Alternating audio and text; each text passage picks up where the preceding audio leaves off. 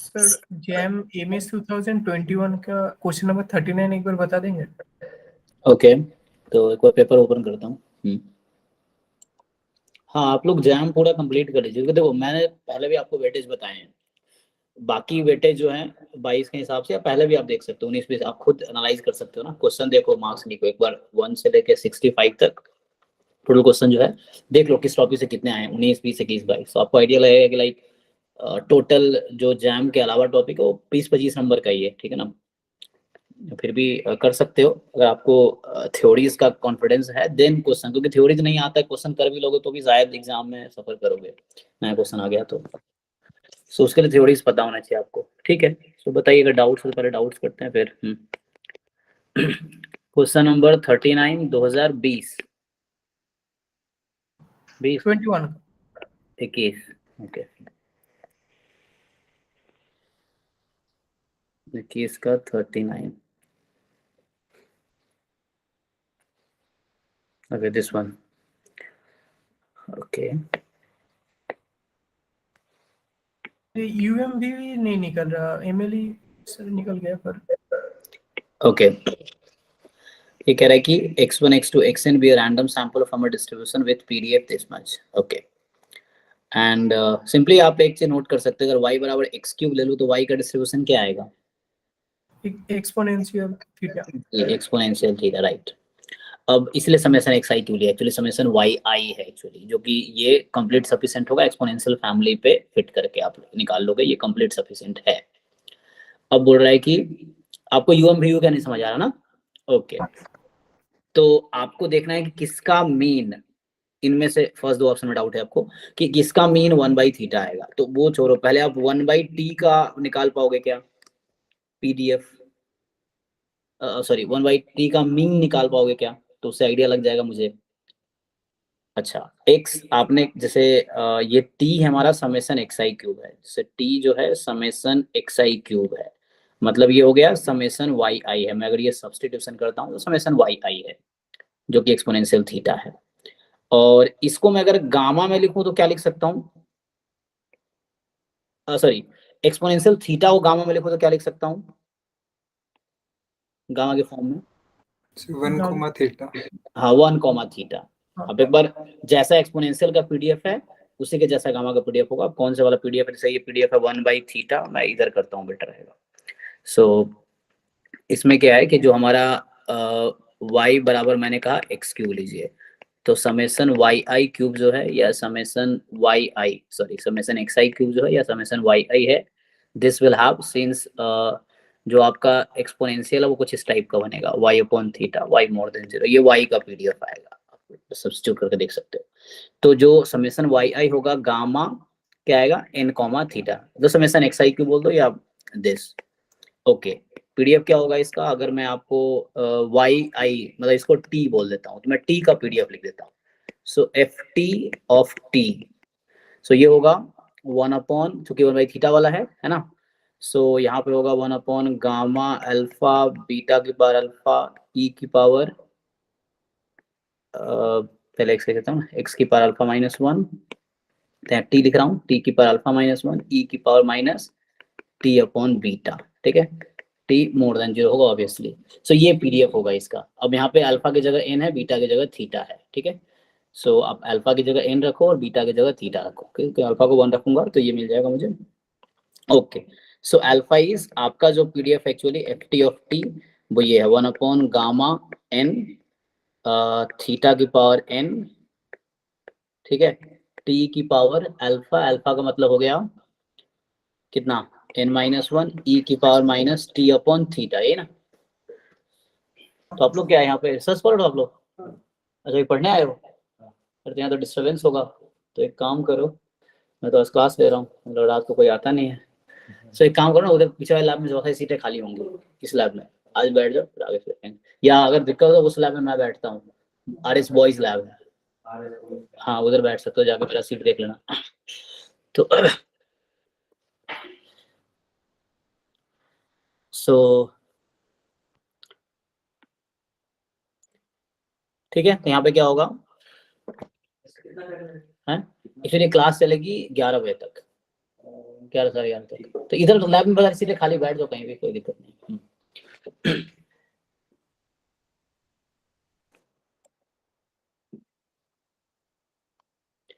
सो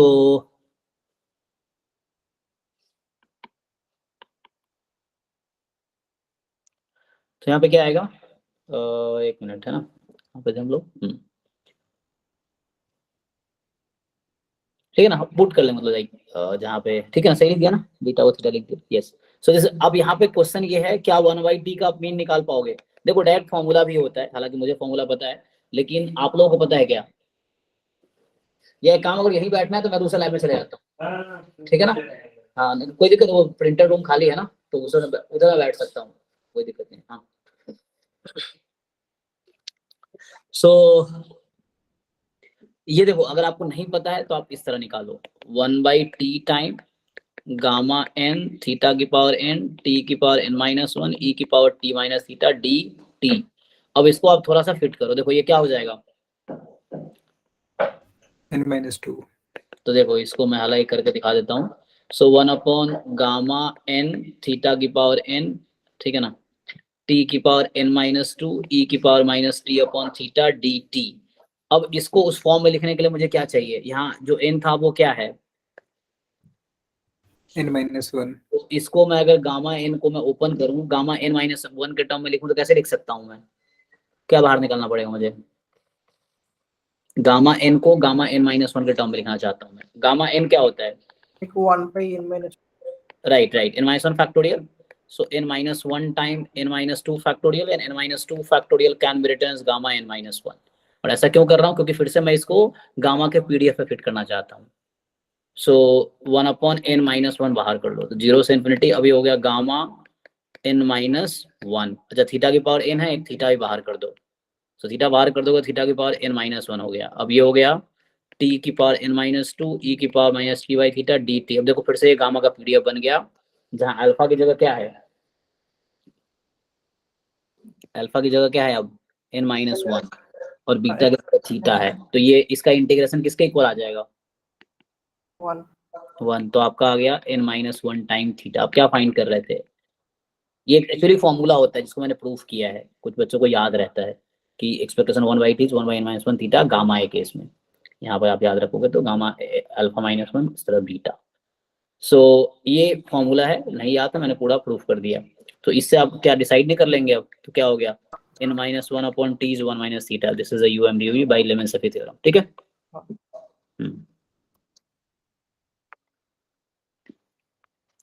सो आपका इसमें A answer हो गया, ठीक। और भी अगर कोई एग्जाम वाले पेपर में डाउट है, अगर आपने ट्राई किया है तो बता सर सकते हैं। इसी पेपर का 23।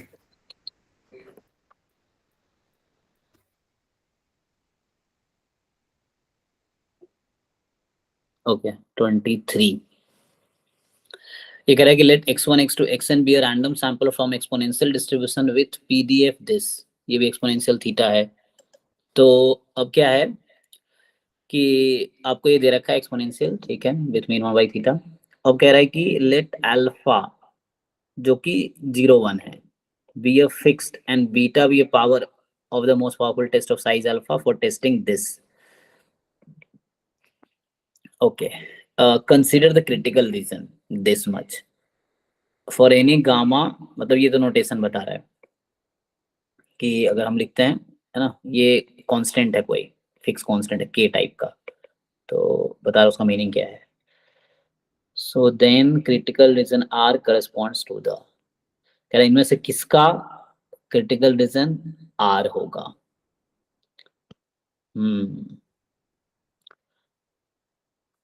ओके तो यहाँ पे क्या करना है एक्चुअली,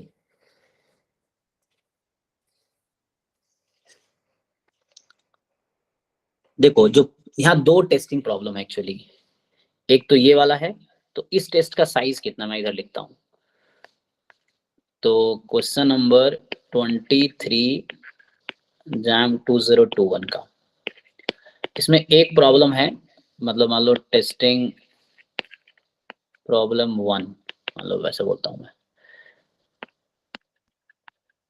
इसमें क्या है, एच नॉट आपका है theta is equal to 1, I think H1 है थीटा इज इक्वल टू 2। एक प्रॉब्लम ये है, और दूसरे टाइप का क्वेश्चन है थीटा 1 थीटा 2। अब यहाँ देखो ऑप्शंस में एक तो यही है यहाँ पे, दूसरा स्टार में लिखा हुआ है थीटा 2, इसको बस इंटरचेंज कर दिया नल और ऑल्टरनेटिव को। तो यहाँ पे क्या हो रहा है कि एक्चुअली दूसरा प्रॉब्लम जो है टेस्टिंग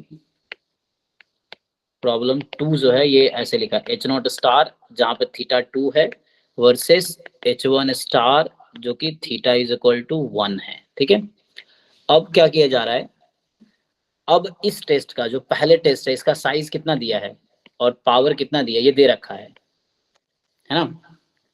देखिए हमें साइज क्या दे रखा है, यहाँ लिखा है साइज अल्फा है और पावर क्या है, बीटा है। किसका है ये, इस वाले प्रॉब्लम का, जो पहला प्रॉब्लम है, मतलब थीटा 1 नल में है और थीटा 2 ऑल्टरनेटिव में है। तो इस केस में कि हमारा जो साइज है वो अल्फा है, पावर है वो बीटा है। अब इस केस में आपको डिसाइड करना है कि साइज क्या आएगा और पावर क्या आएगा। तो एक्चुअली एक रिजल्ट होता है, मैं उसको प्रूव कर दूंगा अभी, बट डायरेक्टली क्या है कि साइज जो होगा वो 1 माइनस बीटा हो जाएगा और यहाँ 1 माइनस अल्फा हो जाएगा। ये रिजल्ट है कि जब आप H0 H1 को इंटरचेंज करते हो तो साइज यहाँ हो जाता है 1 माइनस पावर और पावर यहाँ हो जाता है 1 माइनस साइज। ठीक है, यही ऑप्शन है, देख लो एक बार। सो क्या बोल रहा है कि ये जो क्रिटिकल रीजन है, चलो यहाँ से पावर अगर निकालो आप तो क्या होगा 2 समेशन x है ना। सो कह रहा है कि then the critical region R corresponds to the most powerful test size 1 minus alpha. Size 1 minus alpha तो नहीं होगा, साइज 1 माइनस बीटा होगा, ये हो सकता है अल्टरनेटिव में ना।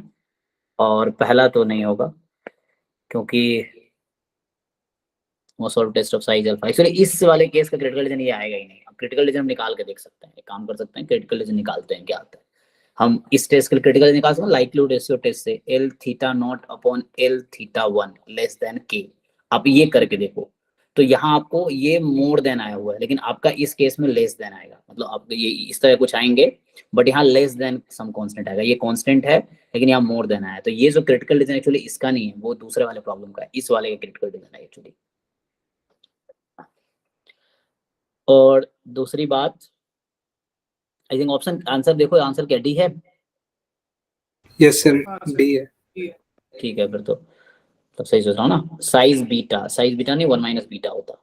सो अब इसको हम प्रूफ करके देखते हैं। ठीक है, तो क्या करते हैं, मतलब ये रिजल्ट है जो मैंने बताया अभी कि when you interchange null in alternative the size alpha है पहले टेस्ट का, पावर बीटा है। तो जो दूसरा प्रॉब्लम बस आपने क्या किया, इंटरचेंज कर दिया H0 H1 को, तो यहाँ साइज हो गया 1 माइनस पावर और यहाँ पावर हो गया 1 माइनस साइज पहले टेस्ट का। ठीक है, अब इसको प्रूफ अगर करें तो उससे करके देख लेते हैं। सो मैं क्या करूँ, चलो दूसरे टेस्ट से स्टार्ट करते हैं। मुझे साइज दूसरे टेस्ट का निकालना है ना। यहाँ पे साइज का तो डिस्कस, यहाँ बस पावर बोला है ना। साइज है ऐसे 1 माइनस अल्फा कह रहा है यहाँ। देखो बाकी 3 ऑप्शन में ये है, पहला ऑप्शन में ये, तो पहले ऑप्शन को कैसे चेक करेंगे और पहला ऑप्शन मुझे टेस्ट करना है। तो कह रहा है कि ये जो क्रिटिकल रीजन आर हमने दिया है वो मोस्ट पावरफुल क्रिटिकल रीजन है साइज अल्फा का इस प्रॉब्लम को टेस्ट करने के लिए। तो जब आप क्रिटिकल रीजन निकालोगे लाइक्लीहुड रेशियो टेस्ट से, जो कि नीमन पियर्सन लेमा कहता है कि जो भी क्रिटिकल रीजन आएगा आपको लाइक्लीहुड रेशियो टेस्ट से, सिंपल वर्सेस सिंपल में, वो मोस्ट पावरफुल ही होगा, है ना। ये स्टेटमेंट है नीमन पियर्सन लेमा का। तो जो भी क्रिटिकल रीजन आता है लाइक्लीहुड रेशियो टेस्ट से वो मोस्ट पावरफुल ही है। तो यहाँ क्या है, आप ये कर सकते हो, अगर मैं करके दिखाऊं तो भी कोई प्रॉब्लम नहीं है। क्या लाइक्लीहुड फंक्शन इसका क्या होगा देख लो आप इसी करके। इसका लाइक्लीहुड फंक्शन लिखोगे थीटा की पावर n, है ना। अगर मैं करके दिखाऊं तो क्या होगा कि फर्स्ट ऑप्शन का टेस्ट करना, तो मैं लाइक्लीहुड फंक्शन लिखूंगा कि होगा product i from 1 to n theta e की पावर माइनस थीटा एक्स आई। सो ये हो गया थीटा की पावर n e की पावर माइनस समेशन एक्स आई, चलो थीटा बाहर रखते हैं। ठीक है, सो अब क्या है कि यहाँ पे L theta naught upon L theta 1 find कर लेते हैं। तो न्यूमरेटर में क्या करना है, थीटा की जगह 1 रखना है। ठीक है, और डिनोमिनेटर में थीटा की जगह 2 रखना है। तो इसमें पुट करो 1 रखोगे तो e की पावर माइनस समेशन एक्स आई बचेगा बस। ठीक है, और यहाँ पे होगा थीटा 1 में क्या प्रॉब्लम है, हाँ उधर नहीं है कोई पिछले में, तो बैठ जाओ, कोई बात नहीं, यही बैठ जाओ। सो समेशन एक्स आई यहाँ पे होगा, पुट कर लो। तुम्हारा क्या फर्स्ट ईयर है, किनके अंडर है? टीरा सेकर, ओके। आपको किनके अंडर है? नितिन गुप्ता सर के अंडर। सो यहाँ से हो गया, पुट करो इसको, 2 पुट करो इसमें। सो 2 पुट करेंगे तो क्या होगा, 2 की पावर n, यही ना, e की power -2 summation X I from 1 to n। सो यहाँ से क्या होगा, this is less than k। Simplify करो, क्या आता है, इसको ऊपर ले जाओ, तो ऊपर ले जाओगे तो आ जाएगा e की पावर समेशन एक्स आई, यही आएगा ना, चेक करो। और लेस देन इसको k1 बोल दो तत्काल, तो ये k2 हो गया, मतलब मल्टीप्लाई हो गया, ये कांस्टेंट तो नया कांस्टेंट बना लिया। यहाँ से क्या आएगा, समेशन एक्स आई ई, दोनों तरफ लॉग ले लो, so less than equal to k3 बोल दो, ठीक है ना। सो ये इक्वल लगाओ, कोई दिक्कत नहीं यहाँ पे। सो k3, क्योंकि एक्सरसाइज कंटिन्यूअस है यहाँ पे ना। सो ये तुम्हारा क्रिटिकल रीजन है, मैं ये कहना चाह रहा हूँ, और ये मोस्ट पावरफुल है। क्यों मोस्ट पावरफुल है, नीमन पियर्सन लेमा से।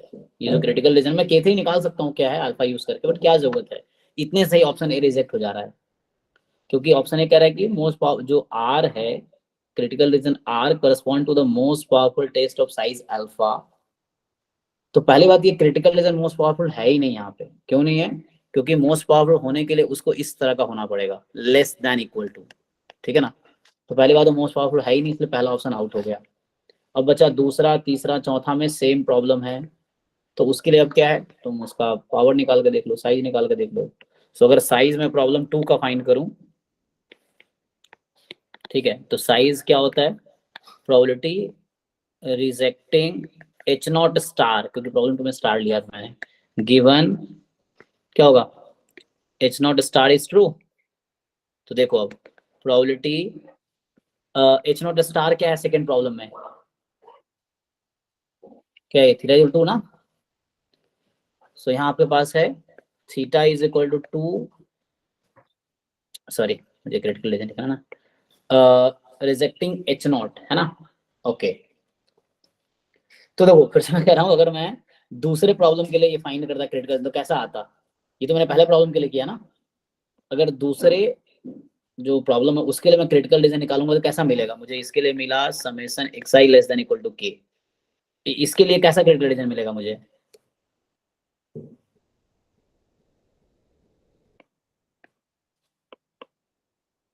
सिमिलर वे में प्रोसीड करूंगा। तुम लोगों को समझ भी आ रहा है, मैं ऐसे ही बोले जा रहा हूँ, आ रहा है सर। हाँ तो क्या आएगा बताओ, अगर मैं इंटरचेंज कर दूंगा तो क्या होगा, क्रिटिकल रीजन कैसा सर बनेगा इसका, माइनस समीशन एक्स आई ऊपर आएगा। हाँ तो ये उल्टा हो जाएगा, समेशन एक्स आई यहाँ हो जाएगा मोर देन k3 या k बोल दो, इस तरह का आएगा, इक्वल टू, कोई दिक्कत नहीं है। सो मैं मतलब ये मोस्ट पावरफुल बनाएगा एक्चुअली, वो कांस्टेंट हम निकाल सकते हैं क्या है। सो ठीक है ना, तो हमें बस ये देखना उसका क्या आएगा। सो एक्चुअली यहाँ पे क्या है कि तुम्हारे पास आ गया, बस मैं ऐसे ही लिख देता हूँ k यही होगा, तुम फाइंड करोगे तो वो निकालो। यहाँ से देखो अब क्या होगा, तो यहाँ पे हो गया कि ये जो इसका क्रिटिकल रीजन आएगा एच नॉट स्टार को रिजेक्ट करने के लिए, वो समेशन एक्स आई, यहाँ भी वही करना है तुम्हें, L theta naught upon L theta one, but ये है कि इसका theta naught theta one change हो गया एक्चुअली, ठीक है ना। सो यहाँ से सिंपली आ गया एक्स आई मोर देन के आ गया, given H nought star is true. H nought star में क्या है, एच नॉट स्टार में क्या है, थीटा इज इक्वल टू ना, सो यहाँ है थीटा इज इक्वल टू 2। अब इसी चीज को मैं फर्स्ट प्रॉब्लम के टर्म में लिखना चाहता हूँ, ताकि मैं साइज ऑफ सेकेंड प्रॉब्लम को साइज 2 लिख देता हूँ, 2 मतलब सेकेंड प्रॉब्लम इंडिकेट करने के लिए। तो सेकेंड प्रॉब्लम का जो साइज है वो फर्स्ट प्रॉब्लम से मुझे कंपेयर करना, तो मैं इसको ऐसा करता हूँ 1 माइनस, क्या मैं ऐसा लिख सकता हूँ, summation X I less than K या less than equal to K, given theta is equal to 2। अब 1 माइनस प्रोबेबिलिटी, ये क्रिटिकल रीजन है किसका, फर्स्ट टेस्ट का, फर्स्ट प्रॉब्लम का, तो ये हो गया rejecting H nought, nought H nought star, given theta is equal to 2। First problem में क्या था, first problem theta is equal to क्या है, h1 है, गिवन h1 इज ट्रू या h0 इज फॉल्स। अब बताओ 1 माइनस, इसको तुम क्या बोलते हो फर्स्ट प्रॉब्लम के टर्म में, मैं इसको अल्फा 2 बोल देता हूँ, साइज निकाल रहा हूँ ना अल्फा 2, मतलब अल्फा 2 साइज इन सेकंड। इसको क्या लिखूं मैं इसको? Rejecting h0 when h1 is true, power in terms of, so like बोल दो बीटा 1, बोल दो बीटा 1 इन द सेंस कि बीटा था वो। सो क्या प्रूव कर दिया मैंने? साइज जो है सेकंड प्रॉब्लम का वो 1 minus power of first problem हो गया एक्चुअली, और यही ऑप्शन डी है एक्चुअली, यही ऑप्शन है ना कि जो most powerful test of size 1 minus beta. तो मैं साइज निकाल रहा था सेकंड प्रॉब्लम का, इस वाले प्रॉब्लम का, जिसके इक्वल है 1 माइनस बीटा। बीटा क्या था? Power of the first problem. ऐसे ही तुम आगे प्रूफ कर लो सिमिलर वे में कि जो पावर सेकंड प्रॉब्लम का होगा beta 2 indicate second problem, so power in second problem is equal to 1 minus आ जाएगा साइज इन फर्स्ट प्रॉब्लम, ये हो जाएगा सिमिलर वे। तो ऐसे तुम याद रख सकते हो रिजल्ट, तो ऐसे ही हो जाएगा। ठीक है,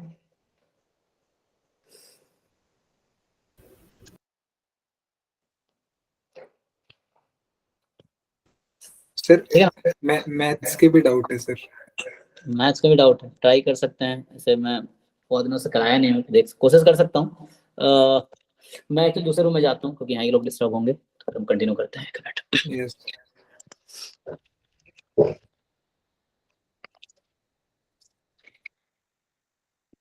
तो नहीं, इसको कहीं रहने दो, तो ये बात नहीं है, इसको लेके जाता हूँ।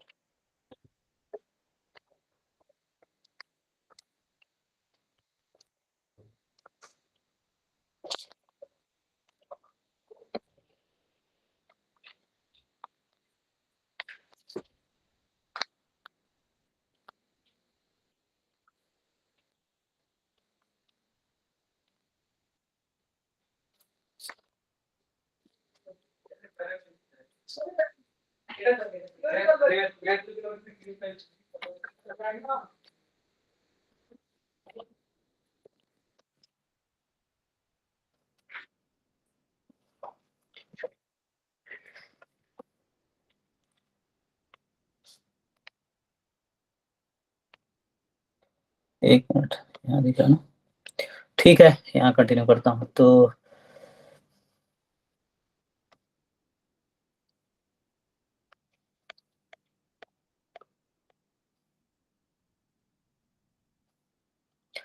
बताओ, ट्राई करते हैं। सर 34।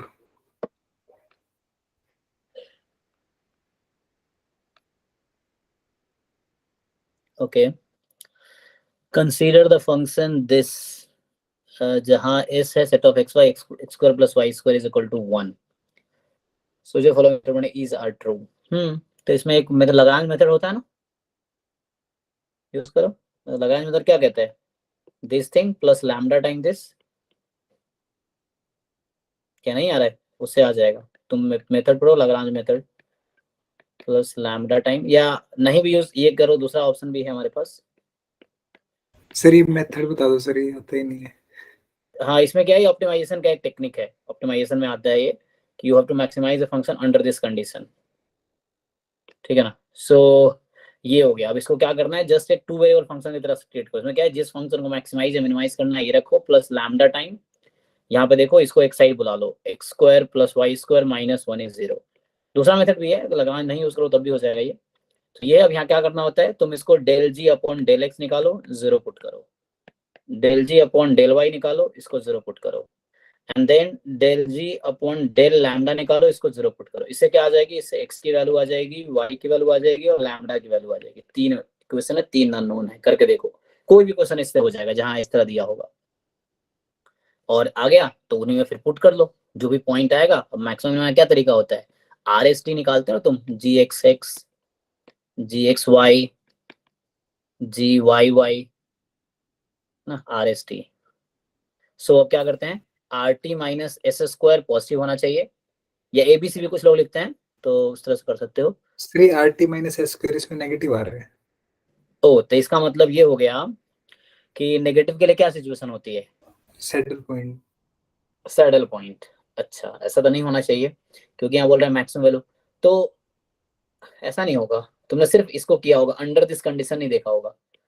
चलो क्या सर करते, हाँ सर प्लस लैम्डा की जगह माइनस लैम्डा होता है। कोई प्रॉब्लम नहीं है, आप minus lambda no problem, so you can consider minus lambda, still it will work, कोई दिक्कत नहीं आएगा। ओके इसको चेंज करके लगा देंगे, सिंपल ही हो जाएगा। अच्छा इसको मत करो, इस मेथड से आप नहीं भी करो, दोनों सही है, plus minus it will work.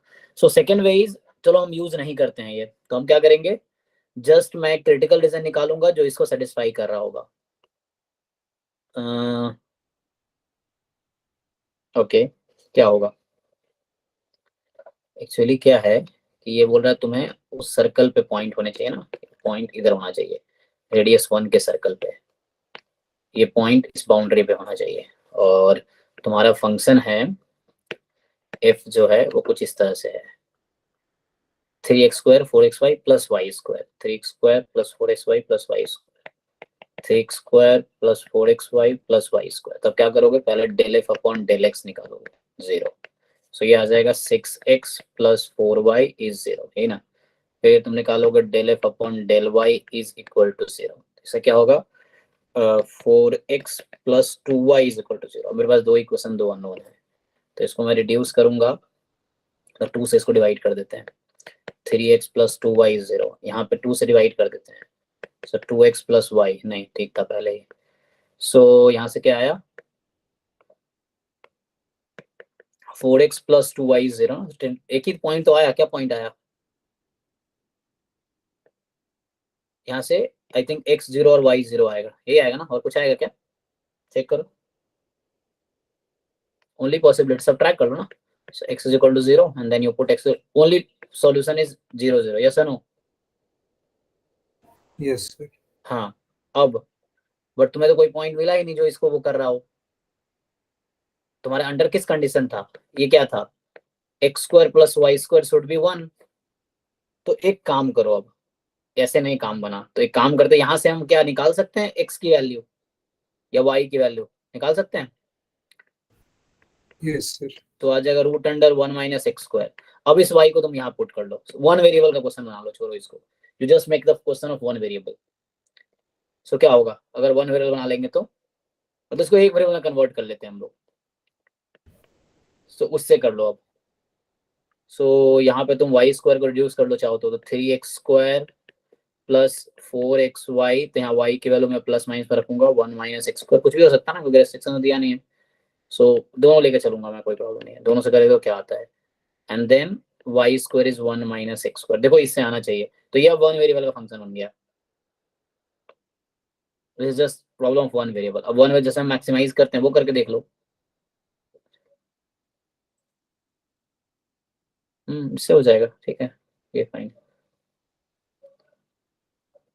ये भी अगर मुश्किल लग रहा हो तो एक और तरीका होता है ना, इसमें पैरामीट्रिक फॉर्म में कन्वर्ट कर लो इसको, ठीक है। तो ये टेक्निक यहाँ 0 0 पे मुझे एक्चुअली 0 0 उस कंडीशन में सेटिस्फाई नहीं कर रहा ना, x² प्लस y² 1 को, तो मुझे उस बाउंड्री पे चेक करना पड़ेगा। एक्चुअली कहना कैसा है कि बाउंड्री पे मैक्सिमम, देखो तुम्हारा जो ओरिजिन है but it is not on the S, तो जब क्रिटिकल पॉइंट तुम्हारा उस सेट में नहीं है, तो तुम्हें अब ये देखना है कि इस बाउंड्री पे कौन सा पॉइंट लोगे जहां पे हमें मैक्सिमम आंसर मिल जाएगा, या मिनिमम पूछा है तो मिनिमम मिल जाएगा, हमें इसके पॉइंट कंसीडर करने हैं। तो सर्कल पे कैसे पॉइंट होते हैं, y बराबर cos थीटा और x बराबर sin थीटा, इससे भी ट्राई कर सकते हो, यू जस्ट पुट इट, मतलब तुम्हें s के आर्बिट्री पॉइंट कलेक्ट करने हैं, and then you have to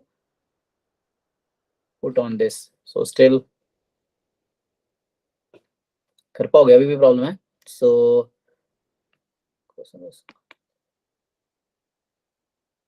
इससे हो जाएगा, इससे करके देख लो, इससे आंसर आ जाएगा मुझे लगता है, 2x² एंड देन, ठीक है ना, यहाँ से आ जाएगा 2x², ये इसको घटा दिया मैंने, +1 plus minus 4x root under 1 minus x²। अब इससे करके देखो ना, दो फंक्शन हो गए, लाइक तुम क्रिटिकल पॉइंट निकाल के देखो क्या आता है, आ जाना चाहिए। नहीं तो एक काम करते हैं, तुम मुझे क्वेश्चंस जो भी डाउट्स हो, अगर ऐसे तुम्हें बहुत ज्यादा क्लियर नहीं, तो मेरे को भेज देना, मैं पहले सॉल्व करके ये तुम्हें भेज दूंगा, या मैं क्लास में डिस्कस कर लूंगा नेक्स्ट टाइम, ये है, क्योंकि अभी एक्सपेरिमेंट करना पड़ेगा, क्योंकि मैंने सॉल्व तो किया नहीं है, तो मुझे एक्सपेरिमेंट करना पड़ेगा, वो चीज़ है, किस मेथड से आंसर आएगा। सो बेटर, ठीक है, तुम नेक्स्ट टाइम से तो क्वेश्चन मुझे पहले भेज देना, then I will see. But ये है कि आप इंश्योर करो कि आप जैम और गेट के सारे क्वेश्चन कर लो, सारे ऑल क्वेश्चंस 2005 से 22 तक के। जैम के तो मैथ्स पोर्शन आपके लिए ज्यादा इंपॉर्टेंट है, जो मैथ्स पोर्शन, क्योंकि मैथ्स से वो गेट में उस तरह के क्वेश्चन मैथ्स के आ रहे हैं, है ना, गेट वाले तो हैं ही, जो मैथ्स पोर्शन के हैं लाइफ के, जो कुछ परसेंट मैथ्स आता है ना वो, बाकी है ना, ये जैम के तो करने ही हैं, क्योंकि बेसिक्स हैं और ये आने चाहिए, है ना। जैम इज लाइक तुम किसी पे सेकंड फ्लोर पे जा रहे हो लेकिन तुम्हें फर्स्ट फ्लोर का आइडिया नहीं है, तो JAM is like first floor है ना, you want to go to second floor, तो उतना भी आइडिया है तो काफी है गेट निकालने के लिए। चलो हम आगे थोड़ा बढ़ते हैं। सो आप लोग इसको सॉल्व कीजिए, डाउट क्लास और आगे करेंगे, और कोई जैम आप लोग पेपर अगर सॉल्व किया तो you may ask more doubts, no problem, अगर आपको पूछना है तो, अदरवाइज हम आगे कंटिन्यू करते हैं। सर एक ग्रुप में क्वेश्चन भेजा हूँ, उसको देखिए। ग्रुप में क्वेश्चन भेजें आप, एक मिनट।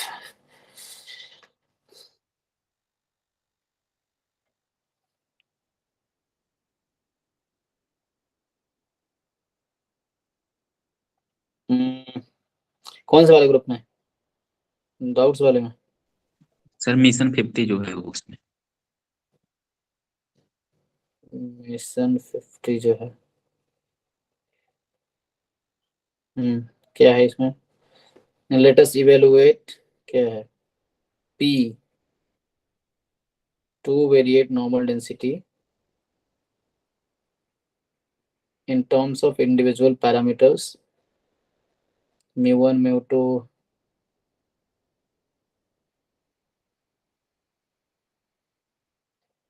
ओके। तो क्या फाइंड द इनवर्स ऑफ, तो ये किस टॉपिक का है? तो मल्टीवेरिएट उस तरह का दिख रहा है ना, मल्टीवेरिएट एनालिसिस से। तुम्हारे तुम जैम की तैयारी का, तुम गेट भी कर रहे हो? जैम की सर। ये तो जैम में इस तरह क्वेश्चन आते नहीं है। हाँ। एक बार आया था, वो भी अब नहीं आया, वो पहले तब आया होगा। हाँ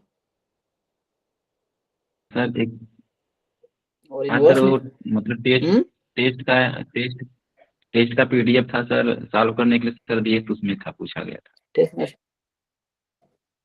आज मतलब एक पीडीएफ सर भेजे थे शशि सर, उसमें पूछा गया था। तो तुम्हें क्या इनवर्स निकालना, मैट्रिक्स? सो मैट्रिक्स का इनवर्स कैसे निकालते हैं? मैट्रिक्स का इनवर्स निकालना तुम्हें नहीं आता है क्या?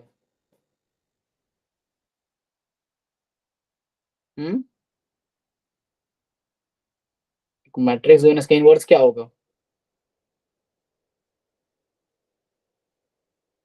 ये मैट्रिक्स ही है ना ये, सिग्मा।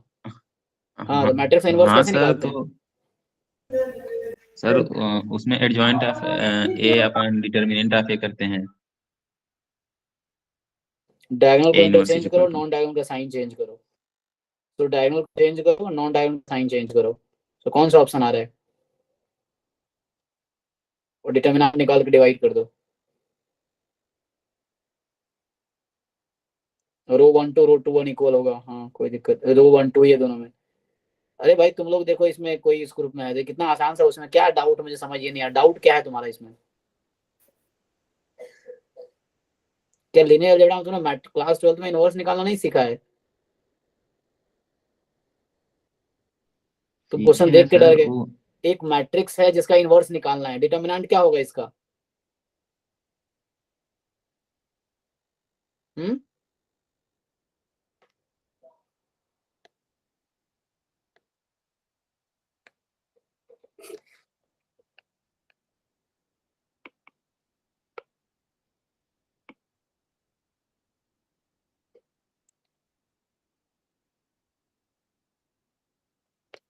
अरे भाई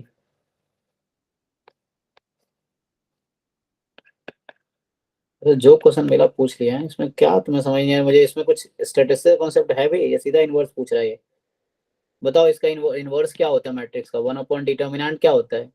sigma 1 1 sigma 1 2 minus sigma 1 2 square, ये है ना। और एडजॉइंट क्या होता है इसका? डायगोनल को चेंज करो, 2/2 में नॉन डायगोनल का साइन चेंज करो। क्या ऐसा कोई ऑप्शन नहीं है? देख के बताओ। ठीक है। तो इसमें क्या ऐसा पूछने वाला था? तो बिना ट्राई किए पूछ लेते हो तुम। ट्राई तो कर, एक मैट्रिक्स नॉर्मल इनवर्स ट्राई करके पूछोगे तो समझ कुछ क्वेश्चन में है भी। नहीं सिग्मा सर, 1 वो 1 जो सिग्मा म्यू 2 वन 2 म्यू है टू ना। और रो दे दिया था, मैं सोचा कि उसका भी यूज होगा। जरूरी थोड़ी है, तुम्हें जो पूछ रहा पॉइंट देखो ना, कि तुम्हें जहां तक पहुंचना है वहां तक पहुंचने के लिए क्या क्या जरूरत है। हम वहां से स्टार्ट करेंगे ना, क्या क्या कहाँ तक पहुंचना है, मुझे इनवर्स तक पहुंचना है। तो अकेला मैट्रिक्स काफी इनवर्स तक पहुंचने के लिए। अब यहाँ ऑप्शन नहीं मिलता तो फिर कुछ और दिमाग लगाता, ओके कि आगे क्या जरूरत है। कुछ जरूरत नहीं है, वो तुम्हें ऐसे ही दे दिया, तुम घूम गए। और ये सब जैम में नहीं आता है, ठीक है ना। तुमने क्या गेट बैच के लिए ज्वाइन किया, तुम तो जैम बैच में भी हो, यहाँ तो मुझे याद है। तो गेट की Yes, क्लास sir. चल रही है ना, तो तुम जैम बैच में इसमें इस- कैसे आ गए? सर ज्वाइन कर लिए ये हैं, तो तुम्हें उससे जैम में डाउट नुकसान चल रहा पहुंचा है। देगा। अरे आज मैं स्टोकेस्टिक पढ़ाऊंगा, स्टोकेस्टिक जैम में नहीं आता है, तो क्यों अपना नुकसान कर रहे हो तुम? Okay sir. हम्म मैं सोचा सर डाउट था काफी क्योंकि सर, गेट मतलब में कि क्या है नाम बहुत की से, क्लास में। नहीं उनका क्लास अलग चल रहा है ना, तो जैम का तो उनका अलग चल रहा है क्लास, तुम गलत ज्वाइन कर दी मुझे लग रहा है। उनका जैम का तो चल ही रहा है अभी शायद क्लास, दूसरे बैच में चल रहा है क्या? नहीं वही मतलब मैं सर, चल मैं रहा सोचा हूँ कि जैम का क्लास, वन क्योंकि ही चल इसमें रहा है।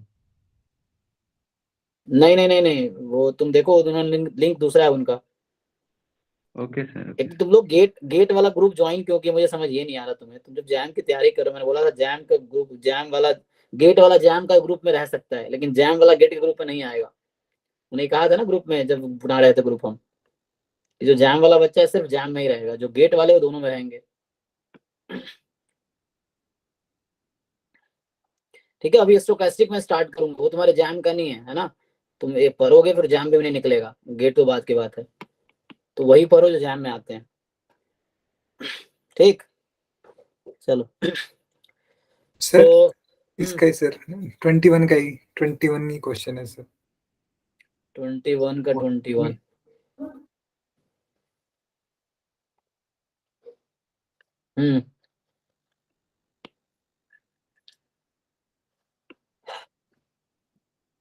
इसमें क्या है कि एक्स वाई भी रैंडम वेक्टर पे ज्वाइंट है, ज्वाइंट एमजीएफ दे दिया मुझे पूछ रहा है एक्स प्लस वाई का वो बताओ। जैसे मुझे वेरिएंस ऑफ जेड चाहिए, मतलब variance of x plus y चाहिए, इसका फॉर्मूला पता है आपको क्या होता है? Variance x plus variance y. चूंकि हमें गिवन नहीं है, इंडिपेंडेंट है, तो हम आगे टर्म भी कंसिडर करेंगे 2 time covariance between X Y, ठीक है ये।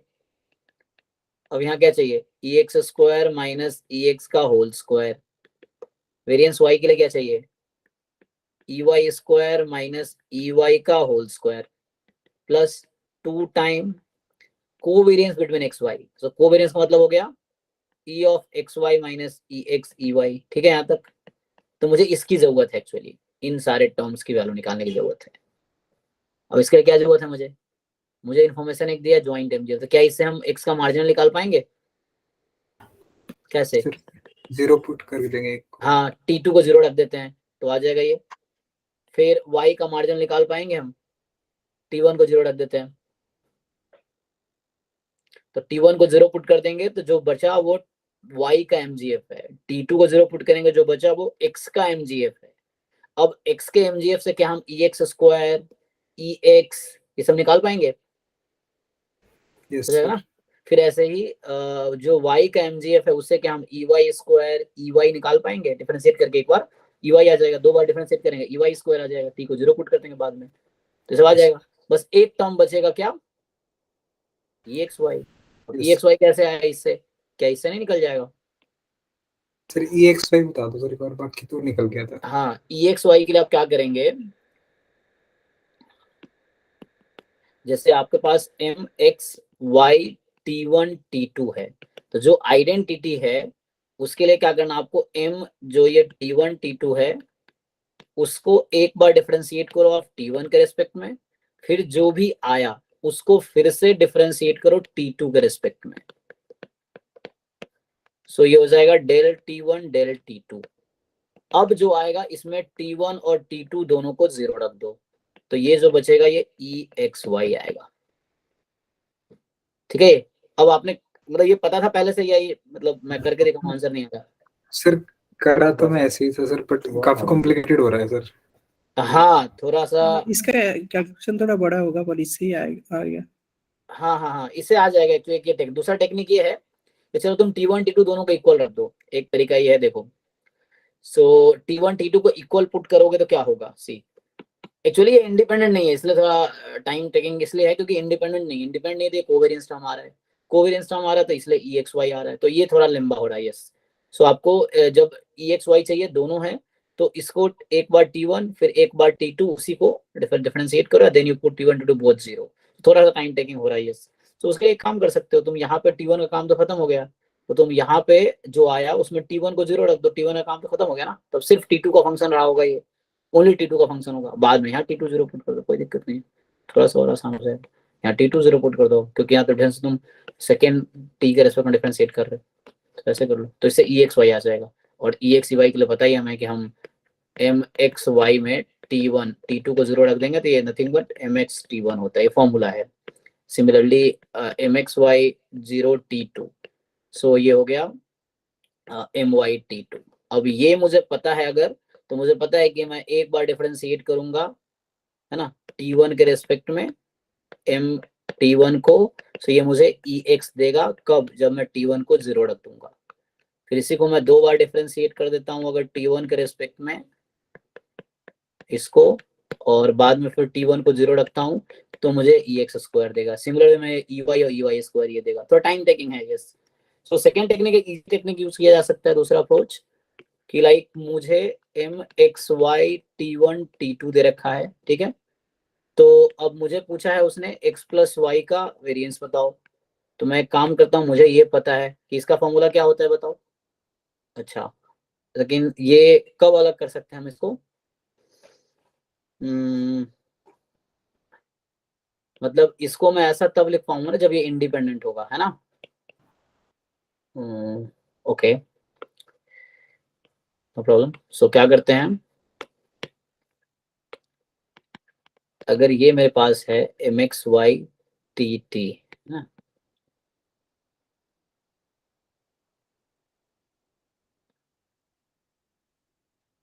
तो इससे क्या होगा, क्योंकि प्रोडक्ट में हम लिख नहीं सकते, क्योंकि प्रोडक्ट में है भी नहीं, क्योंकि यहाँ पे इंडिपेंडेंट नहीं है।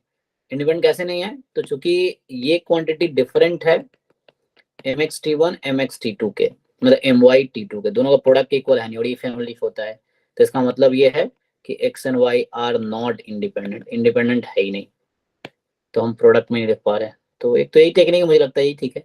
बच्चे और ही बता रहे थे, पता नहीं हमने डिस्कस किया था, वो बताया था कुछ टेक्निक शॉर्टकट, लेकिन पता नहीं हर जगह वैलिड है कि नहीं है।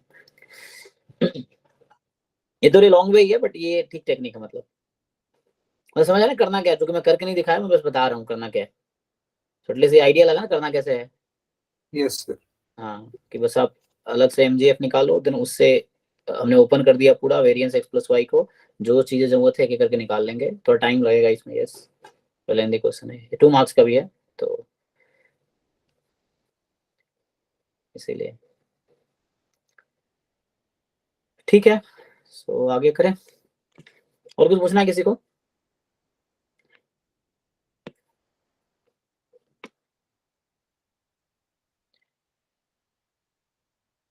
चलो फिर आगे स्टार्ट करते हैं। तो आगे क्या है कि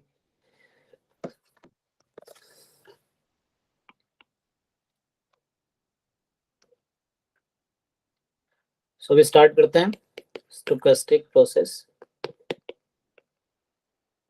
क्योंकि थ्योरी हम पढ़ेंगे नहीं, क्योंकि क्रैश कोर्स में थ्योरी इतना टाइम भी नहीं है, थ्योरी करेंगे नेक्स्ट ईयर में थ्योरी कराऊंगा। तो अभी मैं मान के चल रहा हूँ आप लोगों को थ्योरी आती है, नहीं आती है थोड़ा बहुत टाइम दीजिए, पढ़िए, है ना। तो सीधा स्टार्ट करते हैं, अभी 2019 के पेपर से स्टार्ट करते हैं, 19 20 21 22 में ना। तो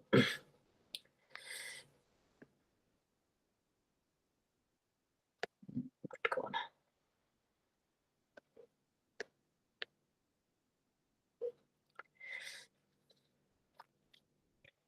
एक मिनट, इसमें ग्रुप में जैम वाले बच्चे कहाँ से आ गए।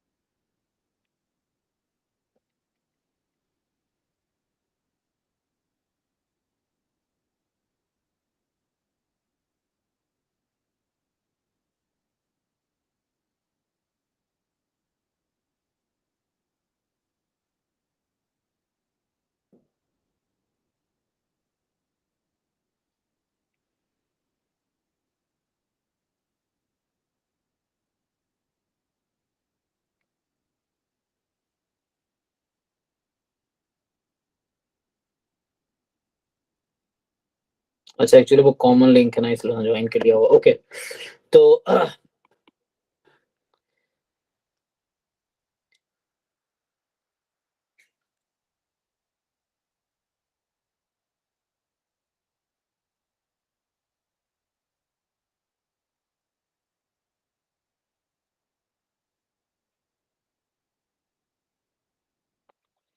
ठीक है, तो अब क्या करते हैं, है ना, मतलब गेट वालों के लिए जैम करना मस्ट है, जैम वाले क्वेश्चन करना मस्ट है, पर गेट भी आपको करना पड़ेगा। ओनली जैम भी ढंग से करते हो तो भी निकाला जा सकता है। ठीक है, तो चलिए 2019 के पेपर हम लोग देख रहे थे। सो गेट 18, चलो लास्ट से स्टार्ट करते हैं, 21 का है ना। So the first question is 48। ठीक है, 48 है, 47 भी है, राइट। चलो तो 48 से स्टार्ट करते हैं। 48 है, suppose customers arrive at an ATM facility according to a Poisson process. तो आपको अब ये एक बार पढ़ लेना पॉइजन प्रोसेस होता क्या है।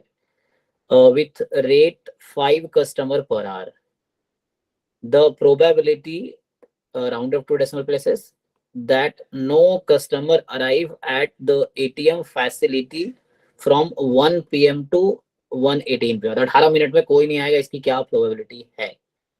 ओके, क्वेश्चन देख लिया एक बार कि हमारे पास रेट इन्फॉर्मेशन क्या क्या है। एक तो मुझे रेट पता है और रेट 5 कस्टमर पर आ रहा है, और पूछ रहा है कि पॉइजन प्रोसेस है, ये इन्फॉर्मेशन है, और पूछ रहा है कि फर्स्ट 18 मिनट में, मतलब ऐसे इंडिपेंडेंट इंक्रीमेंट होते हैं इसमें। So anywhere you start, it will be independent of the 4. So इस 18 मिनट में एक भी कस्टमर नहीं आएगा, उसकी क्या प्रोबेबिलिटी है।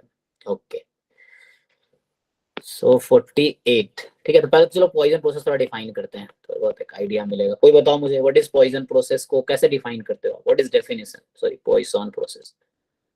सो how do you define it, ताकि क्वेश्चन में अप्लाई कर सके। कुछ आइडिया होगा आप लोगों को। चलो एक नोटेशन एनटी आता है, एनटी के बारे में बताओ क्या है। number of events occurring between time interval 0 to t. Yes yes, so the meaning is, so ऐसा लिखता हूँ, लेट एनटी जो है, क्योंकि इसका यूज है तो जैसे थोड़ा सा बैकग्राउंड देता हूँ, NT be number of customers arrived in time, या इन टाइम इंटरवल 0 to, ऐसे लिखता हूँ, in time interval 0 to t। Okay, comma and lambda be, ऐसे लिख दो, and lambda be rate of arrival, then NT has what distribution, NT का distribution क्या होता है। Poisson lambda t parameter. Yes, Poisson distribution with parameter lambda t, so Poisson lambda t distribution। ठीक है, okay, so that is if you write NT एक random variable है, is equal to n, मतलब पहले t minute में या पहले t time में n कस्टमर्स आएंगे, उसकी probability, you know Poisson distribution, just apply that, e की पावर माइनस लैम्डा t की power n upon n factorial. ठीक है, सो एक मिनट एक कौन है, सो नाउ ठीक है, सो ये आ गया, n की वैल्यू हो सकती है 0 1 2 डॉट डॉट डॉट डॉट। ठीक है, तो ये मैंने थोड़ा सा बस डेफिनेशन बता दिया। अब क्वेश्चन पे आते हैं। तो हमारे क्वेश्चन जो 48 है 2019 का, उसमें जो ये क्वेश्चन है एक्चुअली, उसमें बताओ आप, लैम्डा कितना दिया है, रेट कितना दिया है, लैम्डा कितना है 5 customer per hour, right, 5 customer per hour, R का दिया है, और आपसे पूछ रहा है कि बताओ क्या प्रोबेबिलिटी है no customer arrived in 18 minutes, first 18 minutes let's say. Okay, या 1 to 1 बात वही है, 18 मिनट में कोई कस्टमर नहीं है, इसकी क्या प्रोबेबिलिटी है। मतलब अगर मैं लिखूं n, अब देखो, अब या तो यहाँ पे इसको मिनट में करो या इसको आर में करो, ठीक है ना, तो आर में ही कर देता हूँ। सो 18 मिनट मतलब कितना आवर्स, 18 by 60. तो ये आपका, सॉरी 18/6 तो 18 6 18 6 है ना 3/10 आवर्स। सो ये हो गया n 3/10 इज इक्वल टू 0, ये पूछा जा रहा है हमसे, ठीक है। तो यहाँ से आप डिसाइड कर पाएंगे कि लैम्डा आपका 5 पर आवर था, t हमारा है 3/10 आवर्स, ठीक है।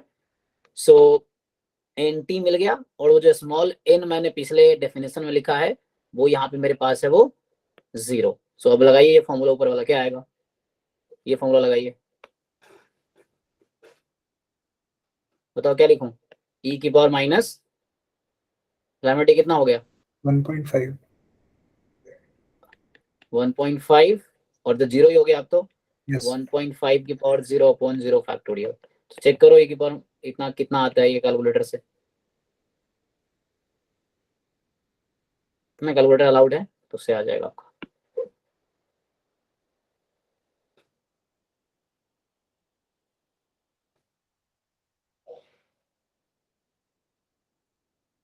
ठीक है ना, इसको पुट करो कैलकुलेटर में 0.223 0.2231 तो हमें दो इसने बोला था अप टू 2 डेसिमल प्लेस ही लिखना है, तो आपको एग्जाम में राउंड ऑफ करके 2 डेसिमल तक ही लिखना है।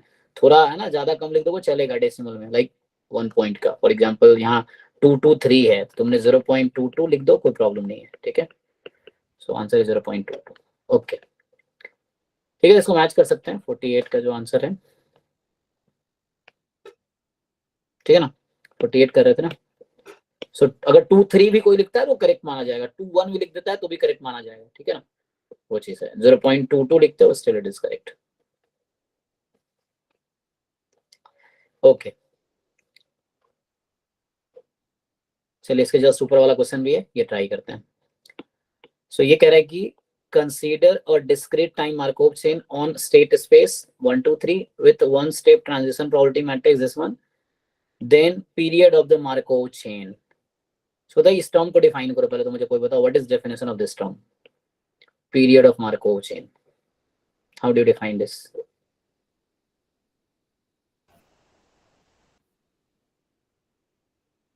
सर कितने मतलब कितने टाइम के बाद वही रिपीट होगी शायद इस टाइप से। हाँ लेकिन तुमने पीरियड पढ़े होंगे स्टेट के, नॉट द Markov chain। तुम्हें पूछा जाता है जो फर्स्ट स्टेप है उसका पीरियड क्या है, स्टेट 2 का पीरियड क्या है, स्टेट 3 का पीरियड क्या है, ऐसे तुम निकालते हो ना, but what is meaning of period. तुम तो स्टेट का पीरियड निकालो, तुम जो बताना चाह रहे हो स्टेट का पीरियड एक्चुअली, तुम मार्कअप चेन पे थोड़ी वापस आते हो, तुम तो स्टेट पे वापस आते हो ना। Yes sir. इस मार्कअप चेन एक कॉम्बिनेशन है उसका। सर मतलब अगर जो ये हमारा ट्रांजिशन मैट्रिक्स है हम्म मतलब कितने टाइम के बाद स्टेशनरी हो जाएगा ये शायद। ओके ओके तो बताओ स्टेट, चलो छोड़ो ये इसका डायग्राम बनाओ और बताओ स्टेट 1 का पीरियड क्या है, स्टेट 2 का पीरियड क्या है, स्टेट 3 का पीरियड क्या है, तीनों का पीरियड निकालो। So let me just make it half screen, एक मिनट। चलो यहाँ हम लोग डायग्राम बनाते हैं, ऐसे आप लोग बना सकते हो इजिली। सो जैसे ये 47 है, सो यहाँ पे क्या है कि स्टेट 1 2 3 मान लो इस तरह से, ठीक है। सो ये है हमारे पास। सो जस्ट ये कह रहा है कि 1 से 1 पे नहीं जा रहा, 1 से 2 में जा रहा है ना। सो 1 से 2 में जाने की प्रोबेबिलिटी है 0.2, फिर 1 से 3 पे जाने की प्रोबेबिलिटी है, ठीक है ना, 1 से 3 पे जाने की 0.8, फिर 2 पे आते हैं 2 से 1, 2 से 1 की प्रोबेबिलिटी है 0.5 एंड 2 से 3, तो 2 से 3 ऐसे लिखता हूँ, 2 से 3 जाने की है 0.5, देन 3 से 1, सो 3 से 1 ये हो गया, इसका है 0.6 एंड देन 3 से 2 0.4। फाइन, चलो तो अब बताओ मुझे स्टेट 1 का पीरियड क्या है।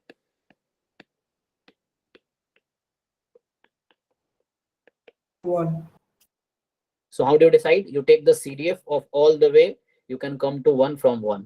तो 1 से 1 में आने में कितने स्टेप लोगे तुम, 1 2, एक तो ये हो सकता है ना, आगे 1 2 3 है ना। सो जीसीडी ऑफ 2 3 देन मतलब आगे अब जो भी लोग सीधे 1 ही आ गया, आगे कुछ भी आ रहा हो। सो CDF, सॉरी मैं क्या लिख रहा हूँ, जीसीडी ना, GCD, यस सर। हाँ GCD. So what is GCD of 2 3? क्या है, कुछ भी आएगा 1 ना. ओके,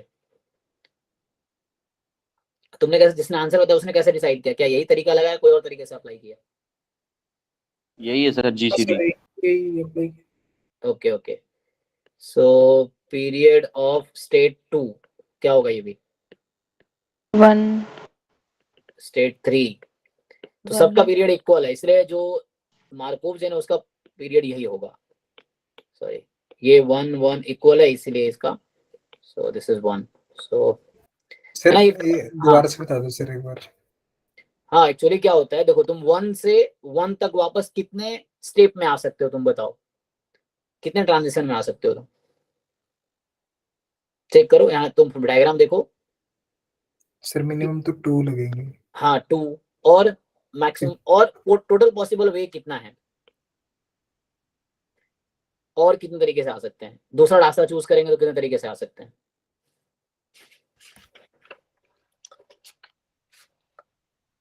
अरे देखो मैं दूसरे कलर से करके दिखाता हूँ, कहाँ गया ये. बट आई एम सेइंग, देखो एक तो ये रास्ता था 1 2, आ गया 2 बार में. ओके, और रह गया 1 2, सॉरी हाँ ठीक है 3. तो 3 बार में तो आ सकते हैं ना. और क्या कर सकते हो, 1 2 3 4 5, 5 भी हो सकता है आगे, डॉट डॉट डॉट. तो ये फॉर्मूला होता है GCD ऑफ ऑल द. अगर डेफिनेशन लिखूंगा तो डेफिनेशन कुछ ऐसा आता है कि GCD of n such that, या मैं वर्ड में कैसे लिखूं, it is multiple of something, ऐसे लिखा होता है कि पीरियड क्या होता है जिसके मल्टीपल नंबर ऑफ टाइम में यू कैन रिटर्न. ये आइडेंटिटी है, तुम थोड़ा पढ़ना इसके बारे में, पीरियड के बारे में, ठीक है ना. मतलब 2 स्टेप में मैं दिखा दिया तुम्हें, 2 स्टेप में आ सकते हैं रिटर्न, 3 स्टेप में भी आ सकते हैं ना, यस सर. 5 स्टेप में. तो इन सब का GCD क्या होगा, greatest common divisor, HCF, highest common yes factor. Sir. GCD ये सेम होता है ना. तो ये क्या होगा इसका हाईएस्ट कॉमन फैक्टर, तो 1 दोनों सर. को प्राइम आ गया ना, तो 1 हो गया. इसी लॉजिक से ये दोनों 1 आ जाएगा. तो हर स्टेट की पीरियड 1 है, so Markov chain has period 1 actually. Sir अगर 1 की जगह कुछ और होता बाकियों का. डिफाइन करने तो का तुमसे डिफाइन करने का वे होता है GCD ब्रैकेट के अंदर m डॉट m और फिर PII की पावर m, मतलब वो हाँ स्टेप हाँ, होती है. देन चलिए हम ग्रेटर डिफाइन करते हैं. n देखो ग्रेटर देन डिफरेंट होता है, 0. तुमसे स्टेट का पूछता है, तो रोहित जो वहाँ क्वेश्चन पूछा है तुमने, अगर डिफरेंट होता तो वो यस तुमसे सर. मार्कोव चेन का नहीं पूछता, फिर वो स्टेट का पूछता, ठीक है ना. Okay sir. हाँ, तो पर्टिकुलर स्टेट का पूछता कि उस स्टेट का क्या है पीरियड. सो मैं इसको डेफिनेशन जरा लिखता हूँ जो वो कह रहे हैं कुलदीप. पीरियड ऑफ स्टेट आई, ठीक है ना. हाँ बताइए जी क्या कह रहे हैं आप. So it GCD is, so period of state I, मैं ऐसा लिखता हूँ, वर्ड में लिख देता हूँ. So period of state I is k if and only if. हाँ आप कहना चाह रहे हैं this is k is equal to GCD m n, हाँ n लिख लेते हैं चलिए. हाँ PII की पावर, वो स्टेप्स होते हैं जो m n स्टेप में. हाँ n, हाँ n ग्रेटर देन 0. हाँ ये कहना चाह रहा है कि आई से आपने स्टार्ट किया और आई पे रिटर्न करने में कितना स्टेप में आ रहे हो. जैसे मैंने पहली बार में दिखाया n2 है, दूसरी बार में n3 भी था, तीसरी बार में n5 आ गया. सो जितने भी पॉसिबिलिटीज हैं उन सब का जो GCD होगा that is the period. This is the definition बोलो या थ्योरम बोल दो, क्योंकि डेफिनेशन वर्ड में भी डिफाइन होता है. सो मतलब डिफरेंट बुक में डिफरेंट वे ऑफ रिप्रेजेंटिंग है, तो किसी एक बुक में तुम्हें ये मिलेगा कि स्टेट आई का पीरियड मैं बोलूंगा k है. अगर k क्या है, GCD of all n such that PII मतलब ये है कि i से i तक तुमने n स्टेप में i से i तक पहुंच गए, i से स्टार्ट किया और i तक पहुंच गए. ओके, और मार्कोव चेन का पीडीएफ तब, वो पीरियड तब पूछेगा जब वो सब हर स्टेट का वो इक्वल रहेगा पीरियड है ना. ठीक है, नेक्स्ट. ठीक है, इसका आंसर तो 1 हो गया, इसमें क्या है डाउट, ठीक है ना, जस्ट 1 हो गया. ओके सो ठीक है ना. ये क्वेश्चन नंबर 49 एक बार बता दीजिए. आपने बोला था लैटिस रैंडम वेरिएबल यूज होगा, और लैटिस रैंडम वेरिएबल का प्रॉपर्टीज नहीं पता एक्चुअली. 49, हाँ एक मिनट कहाँ गया.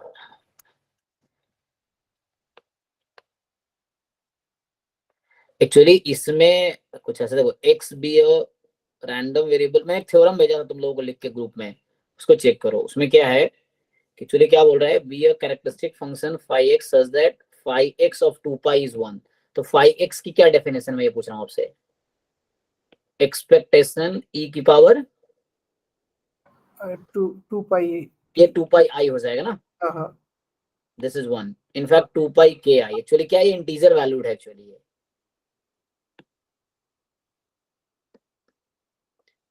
सो कहने का मतलब क्या है, 2 पाई के आई ये कितना होगा, अच्छा पहले तुम डेफिनेशन देखो फिर इस पे आओ। डेफिनेशन क्या है, एक्सपेक्टेशन ई की पावर आयोटा टी एक्स, यही ना। हाँ सर। हाँ, so iota tx, this is the phi of t, right? So this quantity is 1. So what are the values of x here that will lead to value 1? For So all t तो 2 pi ले दिया, तो x can be any integer, right? हाँ integer होगा तभी, आप rational लोगे तो 1 नहीं देगा फिर ये। अगर मैंने यहाँ 1/4 ले लिया, इट विल नॉट गिव। अगर मैं x को 1/4 ले लिया, t को 2 pi भी ले लो, then it will not give us 1। तो मैंने जस्ट डेफिनेशन से किया था इसको, हालांकि रिजल्ट भी है इस पे। मैंने एक थ्योरम भेजा था बाद में जो यूज हुआ था उस पेपर में। सो इसमें क्या जस्ट पता चला मुझे कि x का जो वैल्यूज है वो इंटीजर हो सकता है, एनी इंटीजर। सो मतलब सैंपल स्पेस जो सेट ऑफ इंटीजर आ गया एक्चुअली। और आपसे पूछ रहा है probability x belongs to z, मतलब ये सैंपल स्पेस की प्रोबेबिलिटी पूछ रहा है आपसे, तो क्या होगी, 1। हाँ 1, yes this is answer.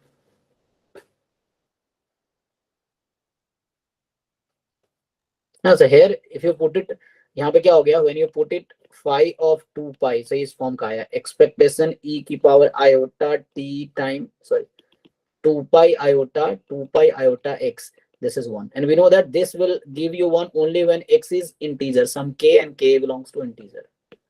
So x can take any integer value, that will help this, and then this will happen. और आप कोई भी कैरेक्टरिस्टिक फंक्शन टॉपिक पर पढ़ लो, वहां पे ये रिजल्ट है एक्चुअली इसका, कि जो इस प्रॉपर्टी को फॉलो करता है दैट विल हैव प्रोबेबिलिटी 1, मतलब उसमें थ्योरम बना रखा है वो चीज।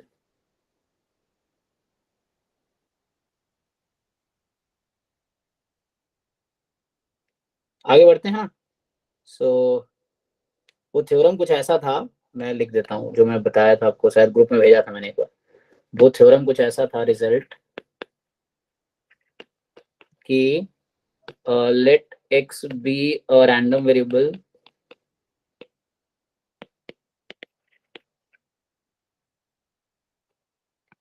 एंड a जो है वो, एंड यहाँ पे क्या गिवन है आपको, सच दैट, सच दैट आपको दे रखा है phi x at a is 1, ये गिवन है आपको। देन अच्छा a क्या है, फॉर a डिफरेंट देन 1, ठीक है, 1 के अलावा, अगर ये गिवन है आपको, ये प्रॉपर्टी आपको गिवन है, देन क्या होता है, देन पहला पॉइंट है ये इंप्लाई करेगा, the first point will imply is, ये स्टेटमेंट है, ठीक है,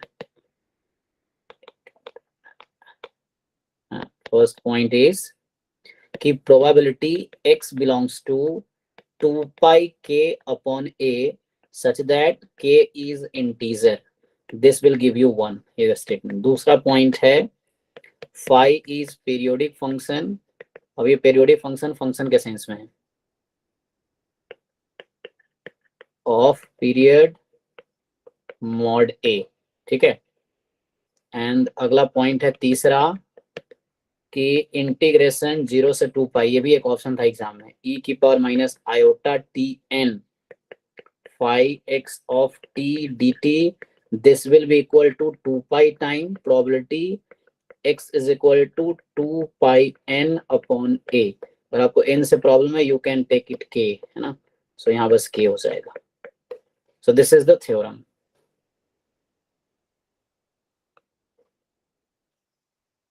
चेक करो, तो ये इस थ्योरम से नहीं आ रहा क्वेश्चन, आप समझो, आपके पास a की जगह क्या क्वेश्चन में मेंशन किया है, what is your a in the question, अरे बोलो भाई, क्वेश्चन में क्या गिवन है, a क्या है 49 में 2 पाई ना, तो यहाँ 2 पाई रखो, अब क्या मिलेगा मुझे, a को 2 पाई रख देते हैं, क्या मिलेगा, x is equal to k and k belongs to हाँ। integer. राइट ना, मतलब Yeah. k belongs to integer, probability is 1, यही तो पूछा हमसे कि ये क्या होगा। That is directly from this theorem. And एक और ईयर में आया था, ये ऑप्शन बनाया था, उसमें ये ऑप्शन भी था, तो ये थ्योरम, ये रिजल्ट ही है, बुक में चेक करो।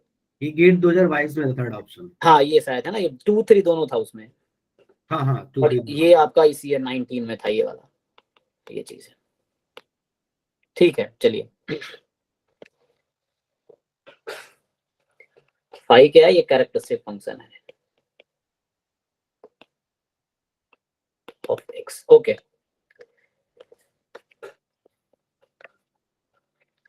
सो यहाँ पे आपका 49 है ना, 49 में कल डिस्कस किया था, 49 48 47 हो गया। सो नेक्स्ट जो क्वेश्चन होगा 37 स्टोकेस्टिक का जो है, चलिए 37 पे आते हैं। सो ये कह रहा है आपका कि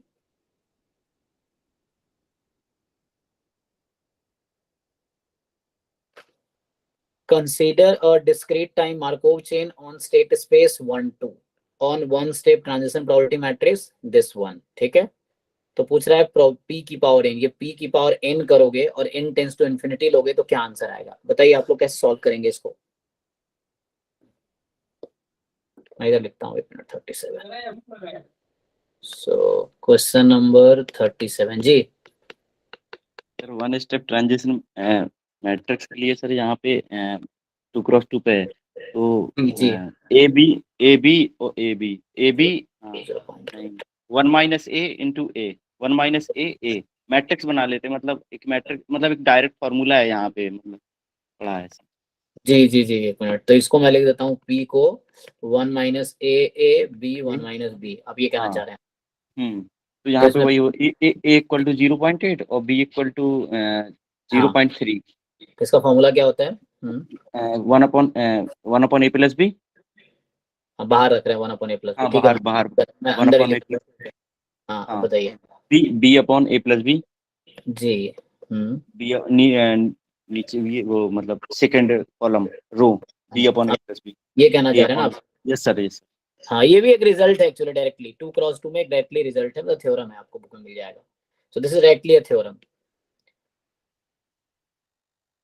सो ये कहता है तो इससे डायरेक्टली हो जाएगा, आप कंपेयर कर लो सीधा, ठीक है ना, तो आप कंपेयर कर लोगे इससे तो आपको आंसर डायरेक्टली मिल जाएगा। This is just a theorem जो ये बता रहे हैं। तो बी कितना था यहाँ पे? सो बी है 0 पॉइंट, है ना, ये है ना, ये ए बी, सो बी है 0.3, तो 3 अपॉन 11 3 अपॉन 11, यहाँ जाएगा 8 अपॉन 11 8 अपॉन, ये जो एक रिजल्ट है, रिजल्ट से सेकंड वे सर ये है कि स्टेशनरी डिस्ट्रीब्यूशन निकाल लेंगे तो फिर वहां से निकल आएगा, फिर वो आपको लंबा करना पड़ेगा, शायद हाँ, पाई पी इज इक्वल टू पाई, इस तरह से कुछ ऐसा। हाँ ऐसा ही है फिर pi equal solution, to pi P. हाँ pi is equal to pi P, तो वो बहुत लंबा होगा। तो ये रिजल्ट आप याद रखेंगे तो इस तरह क्वेश्चन अभी एक और शायद मिलेगा, अभी आगे भी है, ये एक और ईयर में आया है सेम, आगे 20 या 21 में है शायद। एक कॉन्सेप्ट कई सारे क्वेश्चन आए गेट में, रिपीट भी हो रहे हैं कॉन्सेप्ट एक्चुअली। सो ठीक है, ये जो बता रहे हैं मैं उसका एक रिजल्ट लिख देता हूँ, उसका जनरलाइज रिजल्ट भी है। सो रिजल्ट ये है, जनरल रिजल्ट कि यहाँ पे था थ्योरम है, थ्योरम ये कह रहा है कि मान लो लेट जो one step transition probability matrix जैसे बता रहे थे 1 minus A B 1 minus B, ये है आपका, जहाँ ए बी ऑब्वियसली प्रोबेबिलिटी है, तो वो ए की वैल्यू 0 से 1 के बीच होगी, बी की वैल्यू भी 0 से 1 के बीच होगी, ठीक है। और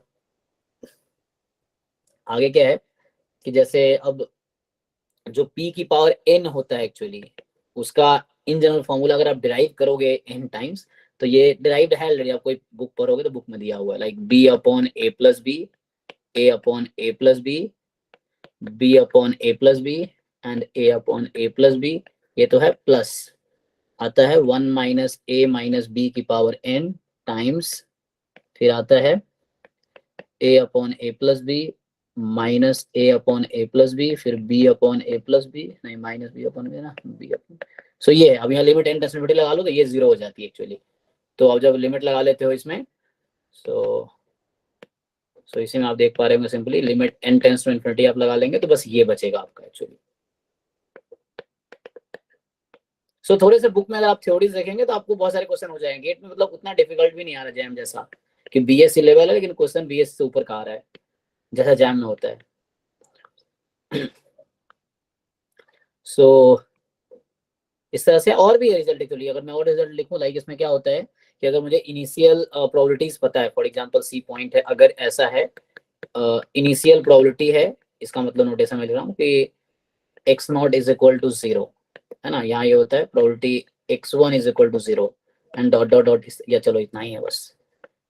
सो क्या होता है, ठीक है ना, मतलब ये स्टेट 0 पे इनिशियली या स्टेट 1 पे है इनिशियली, ये मुझे दे रखा है, तो ये पता है आपको, और आपसे पूछा जाएगा what is the probability pi n step बाद जहां पे होगा व्हाट इज दिस क्वांटिटी, तो ये भी इससे ही रिलेटेड है, आप बता सकते हैं। कुलदीप बताइए क्या होगा ये।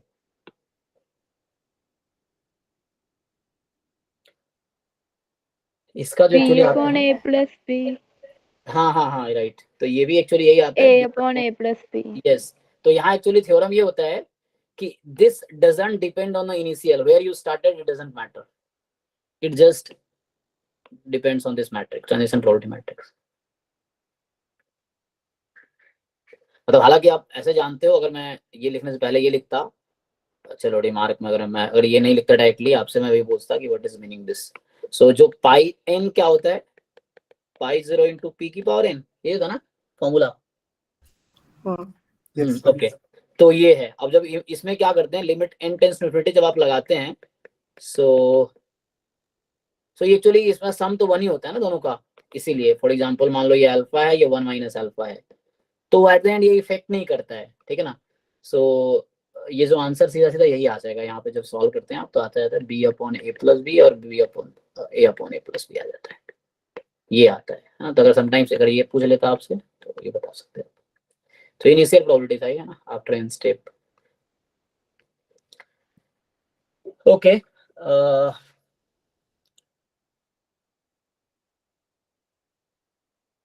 ठीक है, तो लिमिटिंग डिस्ट्रीब्यूशन है, limiting distribution does not depend on the initial probability actually, है ना। ये लिमिटिंग जो है इनिशियल पे डिपेंड नहीं करता, ये क्या था अल्फा, इससे कोई फर्क नहीं पड़ा हमें, वो चेंज भी हो जाएगा तो भी आंसर यही रहेगा। ओके चलिए आगे बढ़ते हैं। सो नेक्स्ट क्वेश्चन देखते हैं क्या है। सो जो नेक्स्ट क्वेश्चन होगा इस पेपर में वो है क्वेश्चन नंबर 22।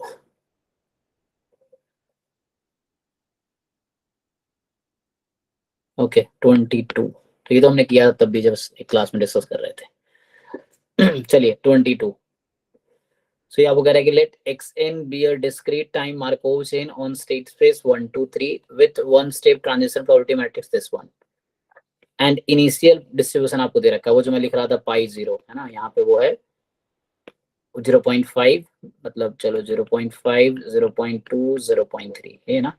ओके, अब ये आपसे कह रहा है कि इसकी प्रोबेबिलिटी क्या होगी, मतलब है ना, x1 is 2, so first step में 2 पे है, सेकंड स्टेप में 3 पे, थर्ड स्टेप में 1 पे, है ना। सर वो आपने अभी प्रीवियस क्वेश्चन में बताया था वो इनिशियल प्रोबेबिलिटी पे, जी वो क्या मतलब 2 के लिए ही सही था, 2 क्रॉस 2 के लिए था क्या, हाँ, मतलब वो इन 2 जनरल क्रॉस, है क्या मतलब? नहीं मैं 2 क्रॉस 2 के लिए लिखा हूँ, ओनली 2 क्रॉस 2 के लिए था। Okay sir. तो चलिए ये ट्राई करते हैं, ऐसे इजी है, आप इसको कैसे लिख सकते हैं, जैसे बता रहे थे ना कि probability x1 is equal to 2, हाँ x2 is equal to 3 given x1 is equal to 2 and probability x3 is equal to 1 given x2 is equal to 3, Markov chain की प्रॉपर्टी है ना। सो अभी तो हमने टोटल वो लगाया है मल्टीप्लिकेशन थ्योरम ऑफ प्रोबेबिलिटी लगाया हालांकि, लेकिन यहाँ पे आगे जो आता है उसको नहीं लिखा क्योंकि वो आपको पता है कि Markov chain just depends on just the previous one, not the earlier. So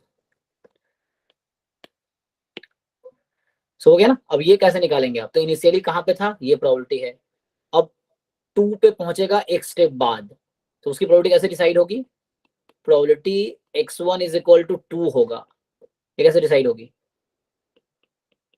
this into क्या लिखूं आगे मैं, P. ये वाला 2 पे पहुंचना है ना मुझे 2 पे सिर्फ पहुंचना, मुझे सिर्फ इतना चाहिए, एक स्टेप बाद मुझे 2 पे पहुंचना। वो आप कर सकते हैं, मल्टीप्लाई p कर लीजिए, फिर बाद में आप सेकंड कॉलम देख लेंगे, यही कर रहे हैं ना आप, कि हम हाँ इससे सर, p मल्टीप्लाई कर लेंगे फिर सेकंड कॉलम देख लेंगे, बात बराबर ही है, हम डायरेक्टली मैं सेकंड कॉलम को ही मल्टीप्लाई कर दूं, अब मल्टीप्लाई करके सेकंड कॉलम देखोगे, बात हुई, मैं सेकंड कॉलम ही निकाल लेता हूँ। तो ये x1/2 आ गई कि इनिशियली कहीं से भी स्टार्ट हुआ हो, एक स्टेप बाद 2 पे होगा, इसकी ये प्रॉपर्टी आएगी। सो मैं इधर कर देता हूँ ना। सो 22 जो है इसमें आपको इनिशियल प्रोबेबिलिटी दे रखी है 0.5, 0.2, 0.3 और अब आपको पूछ रहा है कि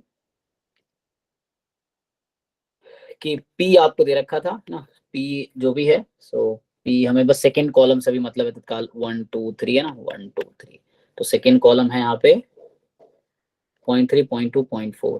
सो 0.3, 0.2, 0.4 अभी के लिए है ना, वो आउटपुट लिख लेंगे हम। सो हमें चाहिए था x1 इज इक्वल टू 2, ठीक है, x2 इज इक्वल टू 3 और x3 इज इक्वल टू 1। तो हम इसको लिख सकते हैं probability x1 is equal to 2, x2 is equal to 3 given है ना, probability of a intersection b intersection c, multiplication rule of probability. So x1 is equal to 2 and then x3 is equal to 1 given. तो x3 just x उस पर depend करेगा, x2 पे है ना, उस पर x1 पे डिपेंड नहीं करेगा by the property of Markov chain. तो यहाँ से आ गया। अब ये प्रॉपर्टी निकालनी थी कि 2 पे एक स्टेप बाद होगा, इसकी क्या प्रॉपर्टी है। तो ये प्रॉपर्टी है 0.5, 0.2, 0.3 इंटू 0.3, 0.2, 0.4, ये हो गया इनटू। अब ये क्या है, तो ये देखो 2 से 3 पे जाने की प्रोबेबिलिटी, यहाँ से देख लेते हैं 2 से 3 पे जाने की, 2 से 3 पे जाने की 0.3, वन स्टेप पे, वन स्टेप पे, यस यस वन स्टेप पे, क्योंकि 1 2 है ना। सो 1 स्टेप पे 2 से 3 जाने की प्रोबेबिलिटी, तो ये आपका 0.3 है। 3 से 1 पे जाने की प्रोबेबिलिटी कितने, 1 स्टेप पे है ना। सो 3 से 1 पे जा रहा है 1 स्टेप में, 3 से 1 पे जा रहा है 1 स्टेप में, ये है ना 0.2, 3 से 1 पे 1 स्टेप में। सो 0.2 अब ये कर लीजिए। तो ये आ गया आपका, ये क्वांटिटी आएगी 0.5 इंटू 0.3, मल्टीप्लाई करो, मैट्रिक्स मल्टीप्लिकेशन है। तो 0.15, 0.04, 1.2 नहीं 0.12, ये आ गया इंटू 0.3 इंटू 0 कड़े ऐड 15 4 19, 19 12 कितना 31। सो 0.3, 0.2। सो ये कैलकुलेट कीजिए कितना आता है,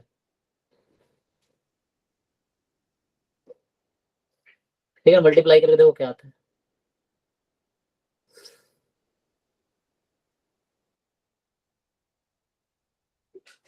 जीरो 0.01। ठीक है ना। सो 0.01, ओके 0.01 कितने डेसिमल तक पूछा था, 0.018 आ रहा है। 3 डेसिमल प्लेस तक पूछा है, 3 डेसिमल प्लेस तक लिखना पड़ेगा। सो 0.018 ये आंसर लिखना पड़ेगा हमें, ठीक है ना। वरना देखो मान लो इसे मैट्रिक्स मल्टीप्लिकेशन दिक्कत जिसको है, तो इसको मैं ऐसे भी कर सकते हो इनिशियली, जो मान लो मार्कोव चेन का आइडिया नहीं है प्रोडक्ट का, तो उसको फिर हम कैसे कर सकते थे। तो अगर मैं शुरू में सबसे पहले ट्राई करता तो मैं ऐसे, या मैं किया होगा तब, तो इसमें पूछा था x1 इज इक्वल टू 2 है, ये था ना, और x2 इज इक्वल टू 3 है और x3 इज इक्वल टू 1 है। तो जैसे मुझे नहीं पता है कि इनिशियली कहाँ था, मैं मान लिया k पे है और x1 2 है, x2 3 है, x3 1 है, मैंने ये मान लिया। k तो कुछ भी हो सकता है, तो k फ्रॉम 1 to 3 एनीथिंग। मैंने क्या किया, टोटल प्रोबेबिलिटी यूज किया। आप लोग टोटल प्रोबेबिलिटी में क्या करते हो, प्रोबेबिलिटी ऑफ a कोई तो आप लिखते हो summation probability of ei intersection a, और इसी को बाद में आप ब्रेक कर देते हो probability of ei into probability of a given ei। यही फॉर्मूला आपको याद होगा, i फ्रॉम 1 to 1, ये तो करते हैं। तो यहाँ पे मैंने यही किया, ये मेरा ei है और बाकी a है, ठीक है ना, ये ei है। तो मैं इसको खोल लूंगा, क्या दिक्कत है, यहाँ पे हो जाएगा समेशन k फ्रॉम 1 to 3। अब ये रहेगा probability x0 is equal to k into x1 is equal to 2 when given that x0 was k, x2 is equal to 3 given that x1 was 2, x3 is equal to 1 given x2 was 3। मैं matrix multiply नहीं करूंगा यहाँ पे, ठीक है, हम just number use करेंगे। तो इसको मैं k तो बस इन्हीं दोनों में इन्वॉल्व है, ये तो बाहर रहेगा, रहने दो। तो जस्ट मैं इसको एक बार ओपन कर देता हूँ, और अभी ये जो मैंने अभी सर्कल किया उसको, तो यहाँ हो जाएगा प्रोबेबिलिटी x0 बराबर 1 से स्टार्ट करते हैं, 1 पे था तो x1 बराबर 2 पे होने की क्या प्रोबेबिलिटी है, अगर x0 बराबर 1 था, ये हुआ। इसी में 3 टर्म होंगे ना टोटल, इनिशियली 2 पे था तो क्या प्रोबेबिलिटी है, x पावर 2 होगा अगर इनिशियली 2 पे था तो, प्लस अगर इनिशियली 3 पे था तो क्या प्रोबेबिलिटी है 1 स्टेप बाद 2 पे होगा अगर इनिशियली 3 पे था। मैंने इस समेशन को खोला बस, और बाहर जो है इनटू, अब इनटू में ये तो देख के बता देंगे मैट्रिक्स से कि 2 से 3 1 स्टेप में जाने की क्या प्रोबेबिलिटी, तो हम वही देखा था हमने ऊपर ही, 2 से 3 1 स्टेप में था यहाँ पे 0.3, सो ये 0.3 था। 3 से 1 जाना है 1 स्टेप में, तो ये था 0.2। अब ये वैल्यूज भी हम देख सकते हैं कि x नॉट बराबर 1 पे क्या था, तो ये था 1/2, मतलब 0.5 था एक्चुअली, आएगा वही। अब 1 से 2 जाना है 1 स्टेप में, है ना, सो 1 से 2 जाना है 1 स्टेप में, 1 से 2 जाना है 1 स्टेप में 0.3, स्प्लिट कर देता हूं। तो अभी देख लो यहाँ से देख लेंगे ना, सो 1 से 2 जाना 1 स्टेप में, प्लस इनिशियली 2 पे होने की क्या प्रोबेबिलिटी है, तो 0.2 थी। अब 0. इनिशियली 2 पे था तो 1 स्टेप में 2 पे जाएगा, उसकी क्या प्रोबेबिलिटी है, तो 2 पे है, 2 पे जाएगा 0.2 है ये, प्लस अब थर्ड टर्म ये होगा, इनिशियली 3 पे होने की क्या प्रोबेबिलिटी है, तो 0.3, ठीक है ना, 0.3। और अब इनिशियली अगर 3 पे था तो 1 स्टेप बाद 2 पे होने की क्या प्रोबेबिलिटी है, 0.4, तो आया वही इंटू 0.3 इंटू 0.2। अब बस कैलकुलेट कर लेंगे तो आएगा वही 0.31 0.3 0.2। तो हमने क्या किया, बस इसको ओपन करके फिर आया वही, ठीक, ओके। नेक्स्ट जो है, नेक्स्ट इसमें एक्चुअली 4 या 5 क्वेश्चन थे ना, 5 क्वेश्चन थे, सो 5 क्वेश्चन थे। अब ये नेक्स्ट 11th है, 11th हमने किया था, ये बहुत इजी है, तो उस दिन भी किया था हमने, देखो बना रखा है ग्राफ मैंने, ये है ना। सो 1 से 2 पे जा रहा है, ठीक है, 1 से 1 पे जा रहा है, 1 से 3 पे नहीं जा रहा, 2 से 2 पे जा रहा है, ठीक है ना, हाँ 2 से 3 पे जा रहा है, ठीक है, 3 से ओनली 3 पे, तो आप देख के बता दोगे ना, बताया भी था लास्ट में आपने, रिकरेंट और ट्रांजिएंट। सो कोई बताओ डेफिनेशन क्या है रिकरेंट और ट्रांजिएंट का, मतलब अभी तो क्वेश्चन डिसाइड हो गया ना, कि जैसे मान लो आपने स्टार्ट 1 से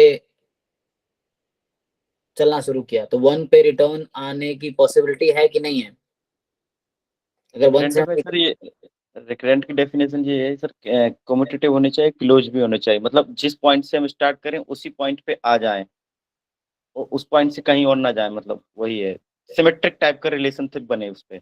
रिकरेंट स्टेट, हाँ commutative plus closed.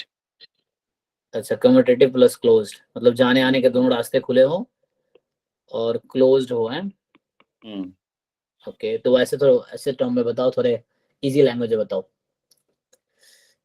Commutative close छोड़ के ऐसे समझाओ बिना कम्यूटेटिव क्लोज के। क्वेश्चन से ही देख सकते थे वो ज्यादा, मतलब हाँ वो तो हो जाएगा, लेकिन इन जनरल डेफिनेशन क्या मैं कहना चाहता हूँ, देखो अगर बुक में देखो तो कुछ ऐसा लिखा होता है कि स्टेट आई जो है दिस इज रिकरेंट, कोई और बताना चाहेगा अपने लैंग्वेज में, क्योंकि अलग अलग बुक में अलग अलग लैंग्वेज है, समझाने का मीनिंग वही है। सो इफ लिखा होगा कि at any time, if any time I tends to J, J tends to I, that, रुक जाओ, दैट लीव, मैं मैथमेटिकल भी लिखूंगा, ये वर्ड में लिख देता हूँ फिर मैथमेटिकल लिखूंगा, दैट लीव स्टेट आई, मतलब किसी भी टाइम जब स्टेट आई से अगर निकल गया बाहर, we will return to state I again, state I in future with probability 1, chance 1 है कि हम रिटर्न जरूर आएंगे वहां पे, विथ प्रोबेबिलिटी 1, दैट इज अगर मैथमेटिकली लिखे तो मैथमेटिकली कुछ इस तरह डिफाइन होता है कि probability xn is equal to I for infinitely many n, for infinitely many n and this probability is 1। मतलब जैसे इनिशियली मान लो i पे था, अब बाद में आई पे रिटर्न आएगा तो उसके लिए आपके इन्फिनिटली मेनी एन मिलेंगे, है ना। सो या तो मुझे लगता है ऐसे लिखना चाहिए था, ये एक्स एन क्लियर है, एक्स एन का मतलब क्या है यहाँ पे, जैसा sir X I I N,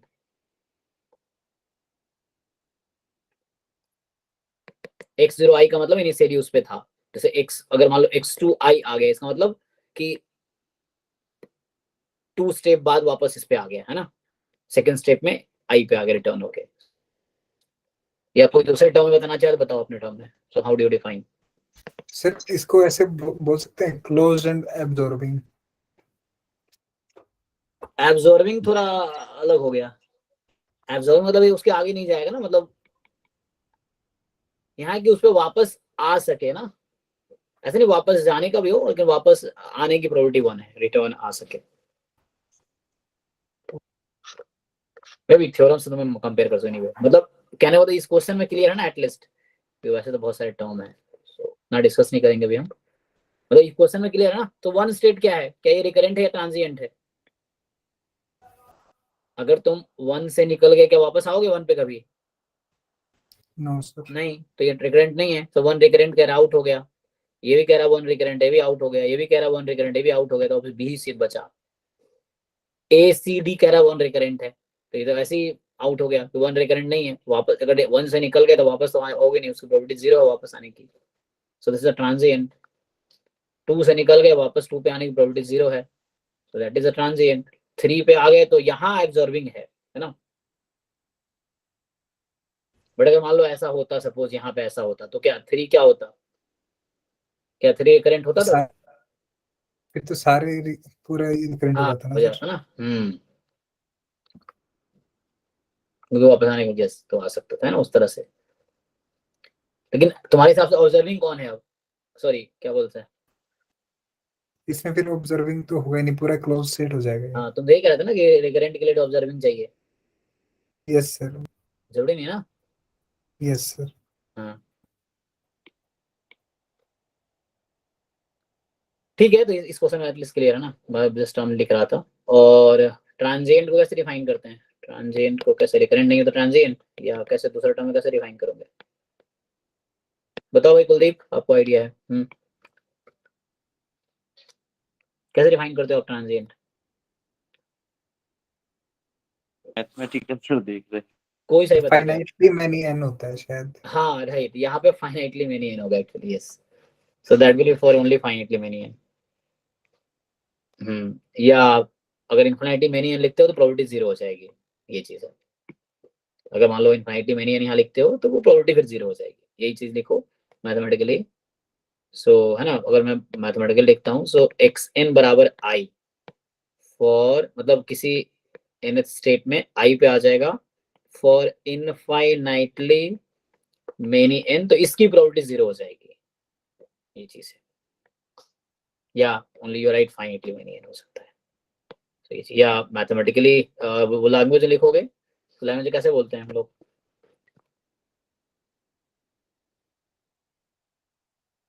The probability of returning to the same state is less than 1, इस तरह से है ना। मतलब कुछ बुक में तुम्हें ऐसा लिखने मिलेगा कि probability, if the probability of returning to state I, ठीक है ना, is less than 1, है ना, once you है ना come out of the state I, then you will return to state I, this probability is strictly less than 1, not equal to, हाँ ये चीज। तो इस तरह से और भी बुक में अपने टर्म में डिफाइन किया होगा। एनीवे हमें क्वेश्चन सॉल्व करना था अभी, तो इतना काफी है समझने के लिए।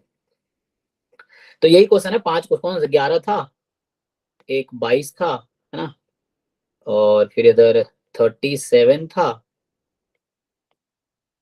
37 था, फिर 48 49 था, सॉरी 47 48 था, ये 5 क्वेश्चन थे। अब मार्क्स देख लो, मार्क्स डिस्ट्रीब्यूशन कैसे है, तो मार्क्स कहाँ लिखा रहता है इसमें, शुरू में है क्या? सो एक बार काउंट कर सकते हो, मे बी मुझे लगता है 6-7 नंबर का होगा टोटल, क्योंकि 1 मार्क्स के भी है ना। अच्छा मार्क्स आंसर की में लिखा हुआ है ऐसे, तो काउंट कर सकते हो कितने मार्क्स थे इस साल। 2 मार्क्स के हुए 37, इधर से काउंट कर लेते हैं 1 मिनट। सो जो 11वां क्वेश्चन था that was of 1 marks, 22 was of 1 marks, 2 हो गए, 37 was 2 marks, 4, 47, 48 था ना, तो 4, ठीक है, कितने हो गए तो 8 से total। 8 हो गए, और एक और था क्या, नहीं था ना, तो ये 8 सर। नंबर का स्टोकेस्टिक था, है ना, इस ईयर 19 में।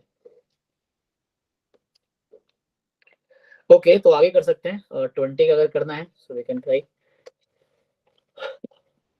या फिर तुम लोग ट्राई करके आओ, 20 देख के आओ एक बारी। सो 19 कुछ आइडिया तो मिल ही गया होगा, वैसे बहुत लोगों को आता है, कुछ लोग करेंट में एमएससी में है तो उनको अभी जस्ट कोर्स पढ़ा होगा, इसलिए आपको आइडिया है already, otherwise we can discuss. तो या तो ठीक है ना, जैम का भी साथ में करते रहो, क्योंकि जो जैम तैयारी की उन्होंने तो कर ही रखा है, जिन्होंने नहीं किया उनको करने की जरूरत है, आप जैम कर लो, उससे थोड़ा कॉन्फिडेंस आएगा, ठीक है ना। सर मुझे जैम के पेपरों में कुछ मतलब एक एक दो दो छोटे छोटे मतलब डाउट है, तो वो बताइए। नेक्स्ट क्लास में अभी अभी करते हैं, और नेक्स्ट क्लास में स्टोकेस्टिक प्रोसेस 20 का करेंगे। सो नेक्स्ट क्लास में 2020 एससीएन स्टोकेस्टिक का करेंगे, 20 और 21 का भी कर सकते हैं, ठीक है ना। सो स्टोकेस्टिक वाला अभी अगर डाउट है जैम में, अगर आपने कर रखा है पूरा फुल पेपर करना है आपको, you have to solve full paper, maths stats both, क्योंकि फुल इसलिए करना जरूरी है क्योंकि maths portion is also important for you, क्योंकि रैंक तभी आएंगे। बताइए अगर आपने ट्राई किया तो।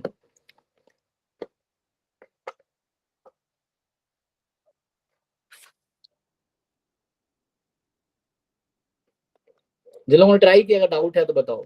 21-22 तो कर ही लेना, मतलब एटलीस्ट 15 से 22 तो करना मस्ट ही है, क्योंकि 15 के बाद थोड़े स्टैंडर्ड बढ़े हैं, और ऑब्जेक्टिव हो गया गेट जैसा पैटर्न, उससे पहले सब्जेक्टिव था। तो जैम में 15 से 22 मस्ट है, और GATE JAM MS mathematical statistics, और गेट एसटी 19 से स्टार्ट हुआ था, 19 से 22 मस्ट है, इसके एक एक क्वेश्चन सॉल्व करो आप, है ना, एटलीस्ट एप्टीट्यूड, प्रोबेबिलिटी, है ना, इन्फेरेंस, मैथ पोर्शन, ये 4 का कंट्रीब्यूशन टोटल 76 मार्क्स का है 22 के हिसाब से, 2022 के हिसाब से, ठीक है ना, aptitude, probability, inference and then mathematics portion. बताइए सर इसके गेट पेपर में सर जो मतलब क्वेश्चन आते हैं वो सेक्शन वाइज आते हैं, फिर सारे ऐसे मिक्स होते हैं? मिक्स्ड है, कोई सेक्शन नहीं यहाँ पे, देखो मिक्स्ड है, कहीं लिखा नहीं, एग्जाम में कैसे आता है फिक्स है कि एमसीक्यू ऐसा है ना, yes sir. MSQ, Yes. NAT उन्होंने फिक्स कर रखा है, पहले 30 क्वेश्चन ये होंगे, अगले 10 क्वेश्चन ये होंगे, अगले 20 क्वेश्चन होंगे, उसमें कैटेगराइज कर रखा है कि पहले 10 क्वेश्चन 1 मार्क्स के, अगले 20 क्वेश्चन 2 मार्क्स के, इसमें सब 2 मार्क्स के, इसमें पहले 10 क्वेश्चन 1 मार्क्स के, अगले 10 क्वेश्चन 20, फिक्स कर रखा है। गेट में ऐसा कुछ नहीं है, रैंडम है, एमसीक्यू, एमएसक्यू, एनएटी मिक्स्ड है, 1 मार्क्स 2 मार्क्स सब ऐसे, शायद 2 मार्क्स का आई थिंक बाद में है, वो शुरू में लिखा होगा, हमने पढ़ा नहीं, शायद देख लेते बार पढ़ के, फर्स्ट पेज पे ऐसा इंस्ट्रक्शन में लिखा रहता है कि कैसा पेपर, के बाद चेक कर लेते हैं, मुझे भी याद नहीं है अभी, मैं देख लेता हूँ कैसा है। अच्छा, इसमें तो कुछ है ही नहीं, सीधा पेपर दे रखा है इन्होंने, ये 20 का था ना, देखते हैं इसको। जहाँ में बहुत डिटेल में उनका फर्स्ट पेज पे दिया रहता है सारा इन्फॉर्मेशन, शायद इसलिए कि जहाँ में बच्चे है ना थोड़ा कम एज के होते हैं, इसीलिए। नहीं, यहाँ कुछ नहीं लिखा फर्स्ट पेज पे,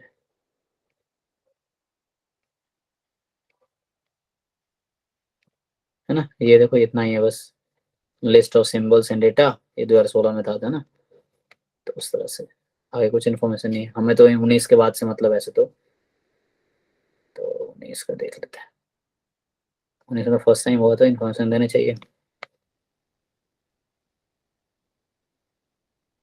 स्टार्ट, ठीक है ना, तो वैसा कोई है नहीं कि ये क्वेश्चन एमसीक्यू या एमएस को, ऐसा कुछ नहीं, पेपर में बगल में लिखा मिलेगा एक्चुअली, मुझे क्या इसमें नहीं है, जैसे वो यहाँ पे है, हाँ जैसे ये लिख रखा है ना कि 1 to 25 1 मार्क्स का है, ऐसे लिख रखा है, फिर 26 से शायद 2 मार्क्स ऐसे कर रखा है। अब इसमें क्या है फिक्स, जैसे एमसीक्यू, एमएसक्यू, एनएटी इसी में होगा, अलग नहीं किया ना, जैसे इसी में एमसीक्यू, एमएसक्यू, इसी में एनएटी होगा, इस तरह से फिक्स होगा। जैसे फॉर एग्जांपल ये न्यूमेरिकल आंसर टाइप हो गया, है ना, ये न्यूमेरिकल आंसर टाइप हो गया इस तरह से, लेकिन एक जगह ये सारे ऐसे हैं, अलग नहीं किया, लेकिन यह है एक जगह,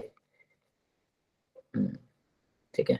उसके बाद फिर 26 से 2 मार्क्स का स्टार्ट है, 26 है आप, नहीं तो हम बाद में डिस्कस भी करेंगे, आप सब कर लेंगे तो एक बार डिस्कस करेंगे हम। फिर मैथ्स पोर्शन ऑलरेडी चल रहा है, सही सर आ रहे हैं, ये 4 पोर्शन आप अच्छे से कीजिए, है ना, ये प्रोबेबिलिटी स्टैट्स और मैथ तो जैम में भी है ना, प्रोबेबिलिटी इन्फरेंस मैथ, तो ये कीजिए ना, इसका बताइए कंट्रीब्यूशन 70%, 70 to 76 मार्क्स का अराउंड, तो इतना भी ढंग से करेंगे तो काफी है। बाकी स्टोकेस्टिक हम कर ही रहे हैं अभी, तो आज हमने स्टोकेस्टिक 2019 का डिस्कस किया है। नेक्स्ट क्लास में 2020-21 का देखते हैं, ठीक है, या 22 का भी होगा तो कर सकते हैं। सो नेक्स्ट क्लास में करते हैं स्टोकेस्टिक का। ये तो स्टोकेस्टिक हो जाएगा, फिर इन्फरेंस करें, वो क्या रिग्रेशन है ये सब करेंगे, 1 बाय 1 करेंगे, डिस्कस करेंगे, तो मैं भी सीख रहा हूँ इसमें ये चीज।